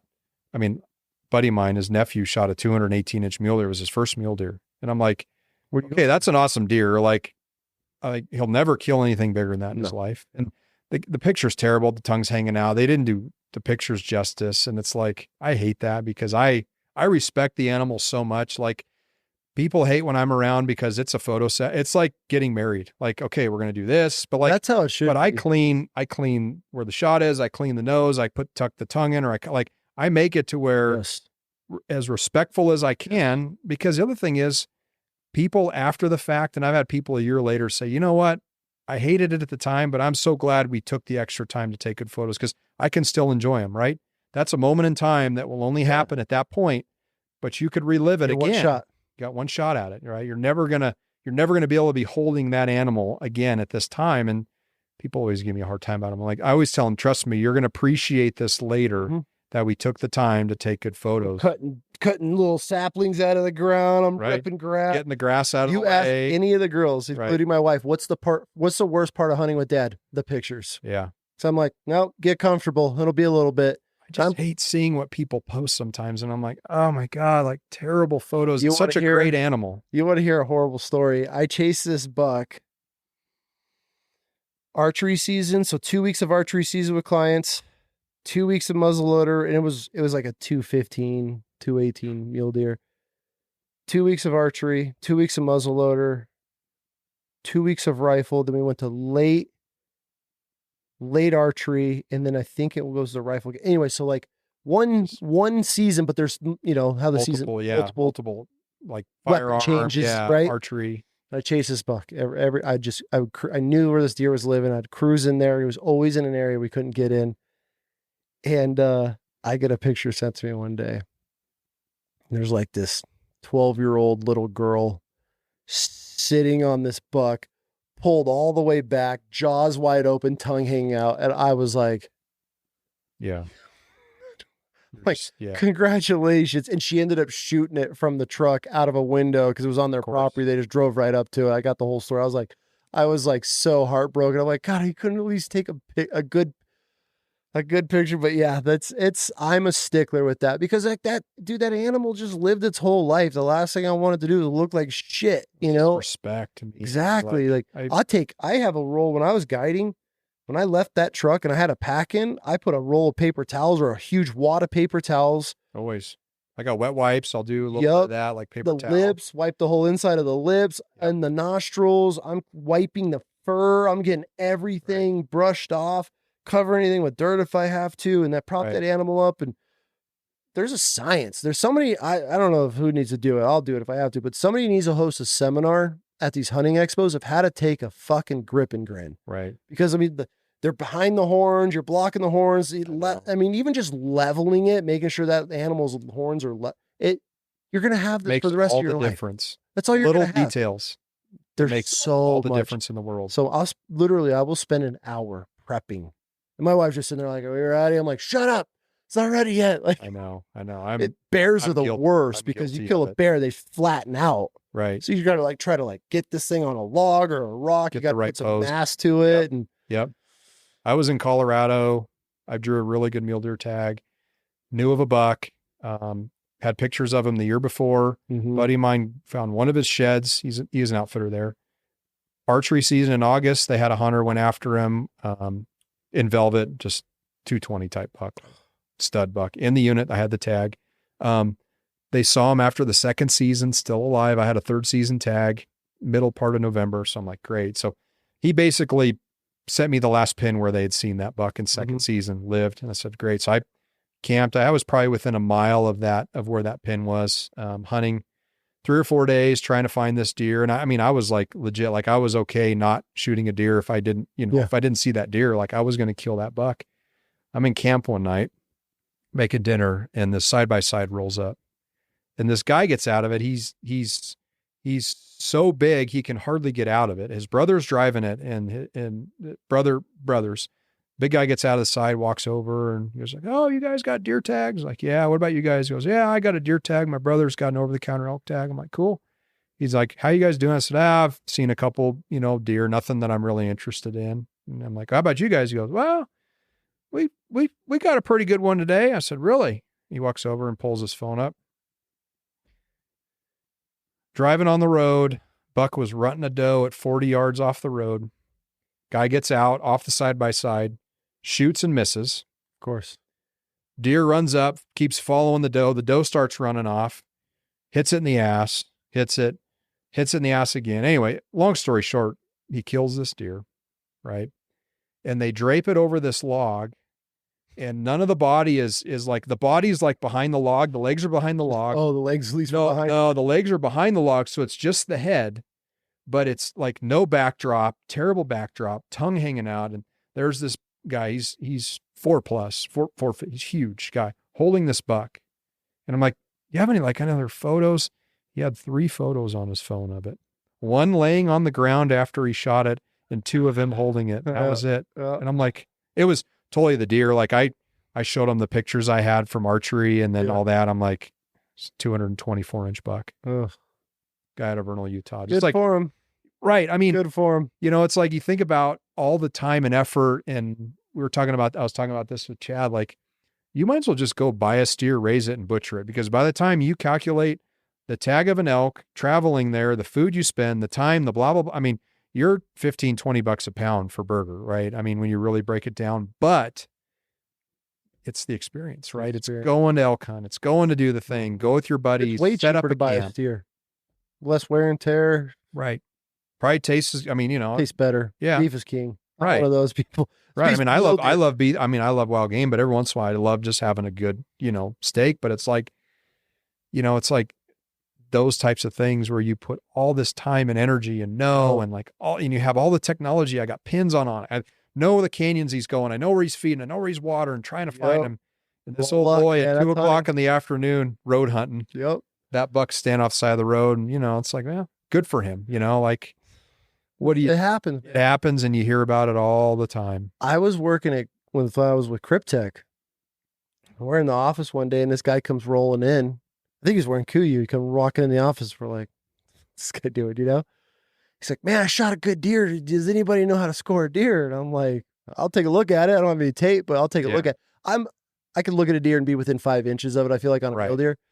I was like, "Yeah, let me take a look at it." He's like, "I think it's pretty good. It's my first mule deer ever." And I'm like, "Perfect. Let's go look at it, buddy. Like, I'd love to see this thing." I walk out there. I would have put this buck at 210, 215. He drops the tailgate out of his truck, and I'm like, "This is your first mule deer?" He's like, "First mule deer I've ever seen." I'm like, jaw drop. Like, right. "Where did you shoot this?" He's like, 39. I'm like, "The most hunted unit in the state of Idaho. You just shot this." He was like, "Standing right on the side of the road." I go, "Buddy, you'll never see a deer like this again, especially in that unit." And it was like middle of rifle season, how it had made it that long. Like, it's a war zone up there. Right. If anybody ever asked me, "Where do I hunt in Idaho?" I sent them right there. Yeah, just with everybody else, right? That's the unit. Go hunt it. And you can figure it out. Yeah, super easy. Roads everywhere. And this dude shoots I would say minimum 210. And I was just like, "You've got," and everybody was just standing around the truck like, yeah, never even seen a mule deer in his life. And he's like, "Yeah, man, just standing right there." Right. Got out and shot it. I think more times than not, the legit hardworking guys consistently get it done every year. For sure. And shoot like good stuff. For sure. But it's the random dude that maybe hires an outfitter that, draws a tag, and it's like the next level stuff. I mean, like these auction tags, I don't even consider that. These guys that spend, $500,000 on a deer tag, they're shooting a deer. They're not hunting, right? Oh. These outfitters have found the deer. Like it's like counting the days to when the season starts, knowing that deer is going to be dead. Like, I get it. It's money for conservation, the state, blah, blah, blah. But at the end of the day, it's like, it doesn't, even financially, if I had the means, it's not me, but that type of stuff, is out there too. And it's like, it doesn't give the industry a bad name. It just, I don't know, but it's like those guys that not, I would say necessarily deserve it, but they don't, like, they haven't really put in the time. They go and do that stuff, It's like, I don't know. I mean, if I had the money, just fuck you money like they do, I would buy some cool hunts for the kids. Like I would want to go on those experiences, Right. I wouldn't be paying $500,000 for a fucking deer hunt. Pay 20, 30 grand to go hunt, like, a good unit. Yeah. A good buck, I get right? a chance, a good unit, and there's Low still got pressure. to hunt it. Right. 100%. But I mean, you see these guys and everyone's freaking jerking off over nothing on Casey Brooks, but I mean, dude, you shot it out of somebody's yard, and now everyone's like, new world record. And that's a whole other. I have pictures of them, the hand feeding that thing. I'm like, the trail cam video of it in the backyard. There's freaking, I mean, it's one of those things, and this is just me, and I'm not shitting on anybody. If I had the money and I didn't know what to do with it, I'd be doing the same shit, maybe, but you're just killing at that point. People said that. It's like, well, would you shoot that elk if you had the tag? It's like, it's hard to say, no, I wouldn't, because it's a giant, but how you do it and how it was done. Like, supposedly he went on a podcast and told the story recently. I haven't listened to it, but there's, I guess, some legitimacy to what he did. I mean, he bought the governor tag, and he's very wealthy, and he, to his credit, he's hunted and he's killed a lot of big elk. Like he's a killer. I'm not taking the fact away that he's a killer, but you kill an elk like that, and then there's all the other stuff circulating. Get ready. Like it's not a matter of if, but when that's going to get put on. I don't know. Maybe it's just because I'm not rich and he is, and it's a jealousy thing or an envy thing that he gets the opportunity to do it. I'll admit it. Like if I had fuck you money, but I feel at the same time I'd rather.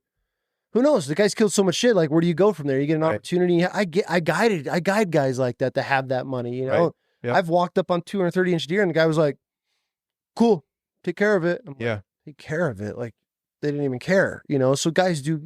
Teach some their of them own. don't even care about the photos. It's like, shoot it, show up the one day, shoot it, get on their plane, they're gone. Like, I mean, there's that out there too with some of these guys. I had a dude tell me the skull cap a deer once, like a 205 muley. He's like, just skull cap it for me. Oh, that'll look good in the barn. I looked at it, I'm like, I'm not skull capping this deer. That ain't happening. I was like, I'll cape it for you and you could do what you want with it. But I was like, I would literally do anything to kill this deer at that point. And I was like, I'm not going to just skull cap it. You could run a screw and put it and hang it in the barn, you know? So to each their own though. But exactly. To each their own. To each their own. I'm not knocking it. And like you were saying earlier, like some guys that pay the money and do it. It's like, there's those people. There's people that can only maybe hunt in their home state and afford to and grind it every year. Yeah. And there's every spectrum in between of people that do a little bit of this, a little bit of that. And I think all of it combined, like, a guy paid $1.3 million for a New Mexico bighorn sheep tag at the sheep show this year. And it was a proxy bid. The guy's on the phone with this guy in the room bidding this up. The guy who actually wrote the check wasn't in the room. And they know there's a big sheep in there, and there was a big sheep taken the year prior. But they know there's another big ram in there. $1.3 million. Never has an auction ever broke $1 million for an animal in North America. But now you're seeing, the Arizona tag last year for deer went for $720,000. Antelope Island tag goes for, where's the roof? Every year. Where is this going to end? I bet you if they auctioned off a grizzly hunt in Montana, it would go for millions. Oh, I bet. Millions. Montana or Wyoming, if they ever opened that up, which they kind of wanted to, and they were going to do a lottery and then they stopped it. Mm-hmm. I guarantee, just because I could say I shot a grizzly in interior North America. To be the first person to do it. Lower 48. Whenever. Yeah, whenever that was, right? Yeah. They should have one that goes up for auction and they should have one that goes up for lottery, just like Antelope Island. Yep. And think about the millions of dollars that would generate. But we'll go off of emotion. Yep. You work off of emotion. Yeah. Take the antis out of it. Take everybody out of it. The numbers are obviously there because people are getting eaten every year by grizzlies. The numbers are increasing every year. More, yeah. Absolutely. Everybody's getting fucked up on trails, and it's happening more and more every year. And hunters and outfitters is not just hikers. No, that one in Wyoming, the outfitter got killed. That was here, I thought. Or was it Idaho? Northern Idaho, where the client ran and the outfitter got eaten. There was that one too. Yeah, I think there was one in Wyoming, but nonetheless, like you start to lose track Mm-hmm. of these attacks from grizzly bears. And here's a crazy thing, and I think I've talked about it on this podcast. I know I talked about it in the other one. I have video footage of the state of Wyoming flying over grizzly bears that are snared for grizzly snares and shooting them with shotguns. If the numbers are that high, Yeah. why aren't we doing it? It's because they're working off of emotion and they want to appeal to the anti-hunting crowd. They don't want to offend them, but instead they'll set bait piles with snares around them and they fly them and they do a rotation and they fly in, they shoot these bears in the face with a shotgun. They land the helicopter, they cut the head off, they cut the paws off, they completely shred the hide, they shoot a bunch of holes in the skull, and they leave it. And they take a hide sample and they take a meat sample. That's all they got to bring back. Why are we doing that? So the antis don't get offended? You mean to tell me that's more ethical than just opening it up and raffling it off and making millions of dollars for your state? Make that make sense. Right. Make it make sense. That you're flying, and it sucks to watch this giant bear pulling itself as you're hovering over it, and you just, I get it, they're state trappers, and nothing on them. They're doing their job and what they're paid to do. Being asked to do but that. it's the state that's doing that because they don't want to offend people. Santa Rosa Island, California, great examples. Kaibab mule deer genetics implanted there, Roosevelt elk on the island, making $15,000 hunts, like doing great. And then the antis, well, we want to return. Santa Rosa is one of the Channel Islands near Ventura and Santa Barbara there. Okay. So you got like Anacapa, San Miguel, and Santa Rosa, all the islands out there. Anyway, the antis had something like, oh, we want to return Santa Rosa back to its natural state because we don't like the hunting. So went out in helicopters and shot every single animal out there, left them, shot them and left them. I mean, legit 200+ inch deer every year out there being shot, and conserved and managed and being able to hunt, providing, money to, conservation, all that, and wiped it out. And now it's just an island. Yeah. Just why? It's like cormorants are all just shitting all over it and rotting away. Exactly. And something that was like Catalina's next. I mean, Catalina, you can it's up for sale right now. You can do they've got free range bison on there and they've got the blacktail hunts. And I'm trying to get on the island this year to do a hunt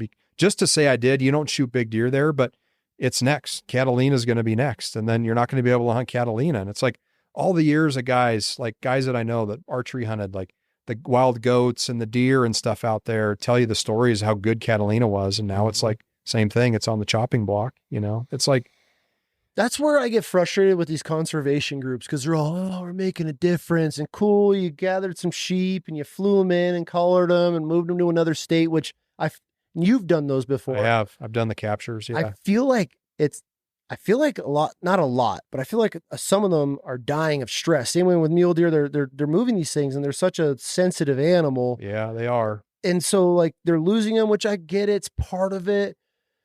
But you get these, and I'm cool with that. If we want to implant new mountain ranges and we let those herds grow, cool, right. Dude. I'm all for that. The problem I have with these conservation groups is like, what the fuck are you doing to fight, to counter what we're going against? It's like they're like a blind eye to. I think Blood Origin's maybe the only one that. Yeah, Robbie, he does a lot of stuff. He does a lot. He really puts a good message out. But like, where the fuck is Mule Deer Foundation? Where's Rocky Mountain Elk Foundation? I love Mule Deer Foundation. Like I've known all those guys for years. Right. They've taken care of my organization. They take care of vets. Like I'm not knocking it, but like, were they, and maybe I just don't know and don't see it. Maybe they should do a better job putting that message out there. But like, who's at Congress fighting for this stuff? Why are the hunters having to do this? Why are we the ones having to be the voice when they're the ones bringing in millions of dollars a year off of our backs? Right. Those motherfuckers ain't in Washington, at least that I see. Who's doing it. Like, why aren't they the ones that are countering all this shit? Why aren't they the ones that are trying to put in new legislative bills to be able to open up areas or close areas down or whatever it may be? I mean, you have BHA, which is the biggest piece of shit organization on the planet, in my opinion. I don't give a fuck. I'll say whatever I want because I'm not involved in the industry. Yeah, those guys are the biggest pieces of shit. People that are like, it's a cult, man. It's 100%. It's a liberal hunting cult is what BHA is. Cult. When I found out that one of my buddies was working for him and they were paying him $75,000 a year to be a community liaison in his area. 75. I was like, bro, I have my own charity. I've had it for a decade. And Yes, I know. there ain't nobody making that. It's They have been able to somehow start, and like some of them have been ancient years, like, like mule deer, Rocky Mountain elk. But when you really get behind the scenes of what some of them do, I'm not a member of any. I used to be a member of a lot of them, life members. Some like I've stopped all of that. And there's only a few organizations I really affiliate with that I think align with, like Kuyu Conservation Direct and GSCO. They're doing some cool stuff. They're actually taking sheep out of areas that are very good sustainable herds, moving them to areas to try to get them to be sustainable over 5 years so we can hunt them in the future. Like that's private equity, private funded, not funded by any guy buying a tag. Like it's all privately funded stuff. Yeah. So like that stuff I can align with, but I had an elk tag in New Mexico a few years. Well, I was like, 2016, 2017. And it was an RMEF thing, but it was specifically around a private piece of easement that they had bought to open it up to basically be an opportunity for elk to move through there, where basically they'd open up to public land. Like it was landlocked. Long story short, there was a lot of stuff that went on, but they bought the ranch, held on to it for 5 years, didn't do the easement, turned around, sold it for double. It's just like, So when you hear the behind the scenes of certain things that they're doing, and like I said, I don't want to throw, meat or, bad juju on any of them, because I do feel like there's some things in the organizations that's positive, but when you really kind of hear what goes on behind the scenes on a lot of them, to your point, well, Catalina's getting ready to get shut down. Like, why are we fighting? Who's on the line? Yeah, who's in DC or who's in Sacramento right now, pressing to show how much money that makes and what it does, and the ecology of the island, and like how certain things thrive because the animals are there, and blah, blah, blah, blah, blah, like all of that. Yeah. Nobody is. No one's helping. You're sitting here with 32 million in your bank account. Spend it. Right. Put it in the conservation of fighting. Right. Fighting our rights. So our kids can have the ability to hunt one day. Yep. So they can go hunt Catalina in 20 years and, say, hey, my dad hunted this, back in, 2020. Like it's those types of things are going away, and it's just, it's death by 1,000 cuts. Yep. It's everything that the antis, the lobbyists, the NGOs, whatever you want to call them, like they're slowly finding ways to maybe not ban the animal, but do something else that in turn, causes the animal to basically where you can't hunt them or whatever. Yeah. Right. And it makes me think, because and it's like, dude, my buddy, I don't know if you know James Nash very well, one of my best friends. I mean, he's just a guy, huge outdoorsman. He's very educated. He knows everything about Oregon and the animals, and he's having to go to Portland and like and sit in front of Congress or their legislature there and fight the fight. I'm like, why is there not an organization that has a paid staff member that knows every fact, all the numbers, and can go there and do what he's doing? Why does it take us to do that? They have those people. I know a lot of the organizations have people internally that are supposed to be doing that stuff, and who knows where it goes. I don't know. That's just some battles get won, some battles get lost. The battles that win, I think we don't celebrate the successes on the battles we win, and we solely focus on the negative and the ones that we don't. And that's just life. Like, how often do you ever celebrate successes? It's always, I did this really cool, but God, I didn't do this and I failed. And it's like, it's everything. And it's in life, it's work. It's like, we rarely celebrate successes. And I think the more that the successes are shared with people and education and understanding, then they'll actually realize that it's not all the negative all the time. Yeah. There is some good things happening, but rarely does that ever see, the light of day. Yep. It's always this, fighting this, that's happening. We're going to ban this. We're going to, data. It's just like constant. And I do plug like SCI, as much as the organization is out for money, which they're very money driven. They are putting a lot of the money, or their money where their mouth is. Like, they are putting people on the front lines and doing some good things. Good. So there are some success stories out there, but you mentioned a few earlier that, I don't support anymore, because when you start hearing what happens, like I had a friend that worked, she was like the secretary at a very high level at BHA, and, technically public, or, 501, to where you can see where everything's going, who's getting paid what, the president all the way down. And you start seeing where the money's going, and you're like, sorry, I'm good. Can't support that. They used to do their rendezvous here in Boise, and I went one time, I think, because I was curious, like, what is this group about? They're one of the fastest growing, and it's like a cult. And like, I remember going into this room and all these guys like get in the middle and they start chanting, and Land's in there chanting. And like, everyone's like, it was like a KKK, like forum, like all these say white people going in the middle, and they're just like, All wearing Sika. Yeah. Sicker first First light. light. I'm just like, okay, this is weird. Like, I am not following that group. And then I went one year and it was kind of it, but I don't even know if they're still, I have no idea, like if they're even still going or what. I Like, don't either. used to see their stickers all over people's trucks. I think it's just like a lot of things in waves, like flash in the pan, you know, like, and I'm sure there were things that they did that were positive, but I just couldn't align with that BHA company. was the BLM of the hunting industry. Yeah. For sure. It still is. Yeah. They're just the BLM. Jesus. That's how I would put it. That's what I'd compare them to. Right. Like, what do you do? Right. Just collect money and send people on parties. Right. That's it. Right. I think some of it is people join them and they start them and they become rich off of it. Like, absolutely, or they man. feed their agenda to, you know, you see all these pictures, they're out hunting and it's like, okay, like, come on, man. Like, Yep. You couldn't afford that on a salary. No, you know? you go back to prior to you working with BHA and you shot a fucking shit little 120-inch whitetail. Now you're killing giant muleys and moose and stone sheep. Right. And it's like, right. Yeah. Wild sheep is like, I support them to the extent of going to the show. I believe in some of the stuff they're doing, but when you get in the inner workings of even of that organization, it's like, man, I just see, like you would, like me as a hunter, I would love to see Wild Sheep Foundation partner with KUIU, since KUIU's actually doing something. Why aren't they funding that? not even, it's Why is there this riff or this line? And it is the charity world. Cause I mean, dude, I've had a charity for 11 years and there's like this, oh, these are our veterans and these are our donors and sponsors. It's like, you know, it's a really weird community is the charity world. I get it. I've been in the trenches for over a decade. Yeah. But if you're truly about the veterans or you're truly about conservation, it's like, man, those guys are crushing. I've reached out to you. Like, yo, how can we help? You guys are doing something badass that we don't do. Can we help fund a program? Right. That'd be incredible. Like, why isn't Wild Sheep Foundation is bringing in $23 million a show or whatever it is? I could have blown that out of the water, but I thought I heard that number. Oh no, it's those sheep tags are. Yeah. They're selling them every night and they're bringing millions of dollars a night. Okay, cool. And if you're take some of that and be like, cool, we're going to allocate that. This program's actually making a difference and they can use help. These guys can use help. We could fund these. Right.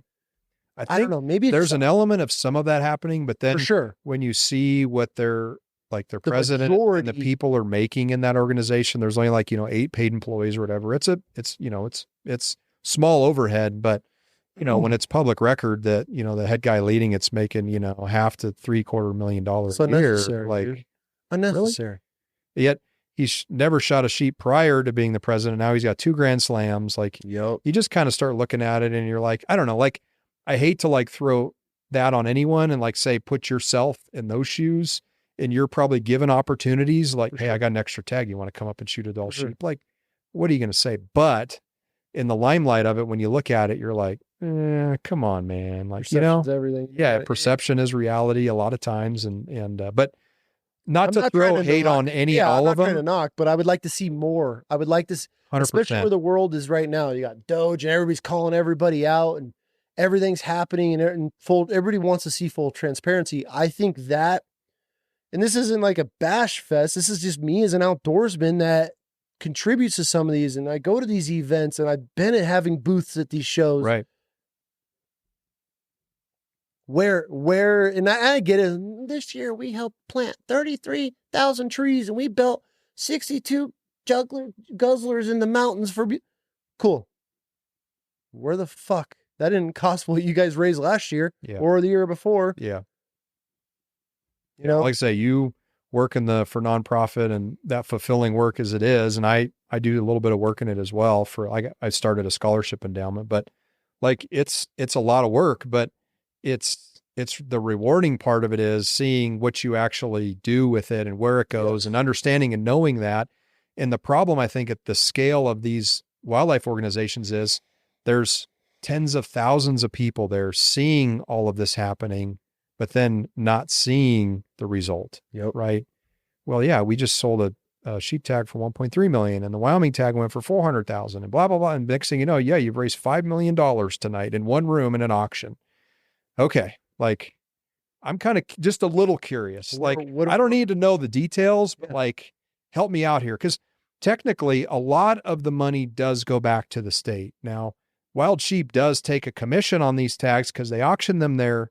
They're making money on it. But like that $1.3 million, I bet $1 million of that money went to New Mexico. Technically, the way it's written in the charters is that a lot of that money goes to those states. Great. Well, then in that state, show me where that $1 million went. And okay, right? So that's my next thing, that these states, how much money are they making off of us? Take like New Mexico, right? That you have to pay up front. It's crazy. Oh yeah, your license, your everything you have to pay up front. Tag, yeah. So you're bringing in millions of dollars on just applications. Right. You're putting that in a bank account. You're making interest off of the millions of dollars that you just raised. Let it sit in the bank for a couple of months before you draw tags. Then you refund the people. You just made a huge chunk of money off the interest they raised. Why are you going to sit here and tell me that your fucking mule deer numbers are down? What are you doing about it? Like, the states are even worse. I guess we don't even need to get into that rabbit hole, but all I want to see is where we're at in this year moving forward. I think what would help a lot and do the community a better justice is showing everything that's going on. Right. You got fucking $1.3 million from a sheep tag. You could hire a PR rep and a social media agent to sit there and post every day about all the cool shit that's going on in your organization or state. And I think to some extent, maybe that stuff happens and it's like I say, it's just not communicated or. And if it is going on, who knows? Put it out there more. Right. More transparency. But that type of stuff, if that positive message is going out, it helps shut down a lot of these negative messages and the antis and all. Like, that's what I mean. Like, we just, as hunters in the community, we don't tell our story well enough. You know? No, and that's where, like, when an anti-hunter comes and tries to attack, he's like, well, what have you done? What have you actually done besides bitch and wish the most horrible, vile things on people on the internet, which anti-hunters are the absolute scum of the earth when it comes to the things that they say about children, everything on that sense. Give us the numbers to be able to fight back. Put it out there. Hey, this many acres got converted. Yeah. We opened up this easement that opens up 20,000 acres to public land hunting and blah, blah, blah. Like, you just, you don't hear. And that's what a lot of these organizations were put in place for, was to try to privatized stuff, open some of those easements to allow more acreage. And, you know, when I heard that story about RMEF, that was my last year as being a member. I'm like, you know, all they're doing is basically a ranch brokerage firm is all it is. Buy the ranch, sit on it, sell it, make more money, roll it into the next one, and maybe get a conservation project or easement out of it. But if they don't, well, we tried, you know, it's like, so got our 2 years. We made some interest on this. We don't get hit with capital gains. Let's take the money and roll to the next one. I mean, at the end of the day, it's a business. I get it. For nonprofit, whatever, like if you're publicly traded, private, whatever, I get a business is a business, but especially in that world, you're supposed to be very transparent, right? People are donating a lot of money thinking that, okay, I'm writing this check, whether it's because I can or whether it's for tax reasons, whatever. Like, people that can write a check, that's great. Like, I appreciate those people. You know, I like to give my time and do things. I'm more of a give my time, acts of service versus walk away. Like, I'd rather do something that's meaningful, but everybody in terms of giving is different. But, it's like, be transparent. It's all I'm asking for. You know, if you did this or have this, let us know and make it very public that you're doing things where the actually money is making an impact. And I'm with you. So, well, dude, we've been rambling. I don't know if this is normal or not, but this is every episode. Yeah, it's good. I could probably keep going. It just, every time you get down a hole, right? You just keep going. Can of worms. But no, this is, like I was telling you earlier, I haven't really, I've been a lot of places. I was trying to think as I was driving up here, like certain things I wanted to highlight, but like, I'll drive out of here and there'll be 5 things I wish I would have talked about, but like, I haven't really had a chance to like talk through some of the cool things I've done. It's always been, hey, can we do a 30-minute on your little, and so I was like, yeah, just kind of a little bit about this and it's over. But like, the ability to just like, oh yeah, that time I was in Colorado, or, oh yeah, that time I was in, you know, Africa, like, just to tell some of the cool things. Like, That's why I like this, man. I try not to like have like an agenda. Like obviously Yeah. there's points and topics that if people accomplish want to talk, I definitely want to cover those. But for the most part, dude, we Yeah. just sit down and have a Open book conversation. and- Yeah, yeah. very, very, just talk and very open and just enjoy it and enjoy Yeah. the conversation. And I'm glad you swung by. And yeah, man, I appreciate your time. This was cool. Yeah. I like to hear the stories. You're a very blessed man, I would say. Yeah, I am. I'm very fortunate. Like, Yep.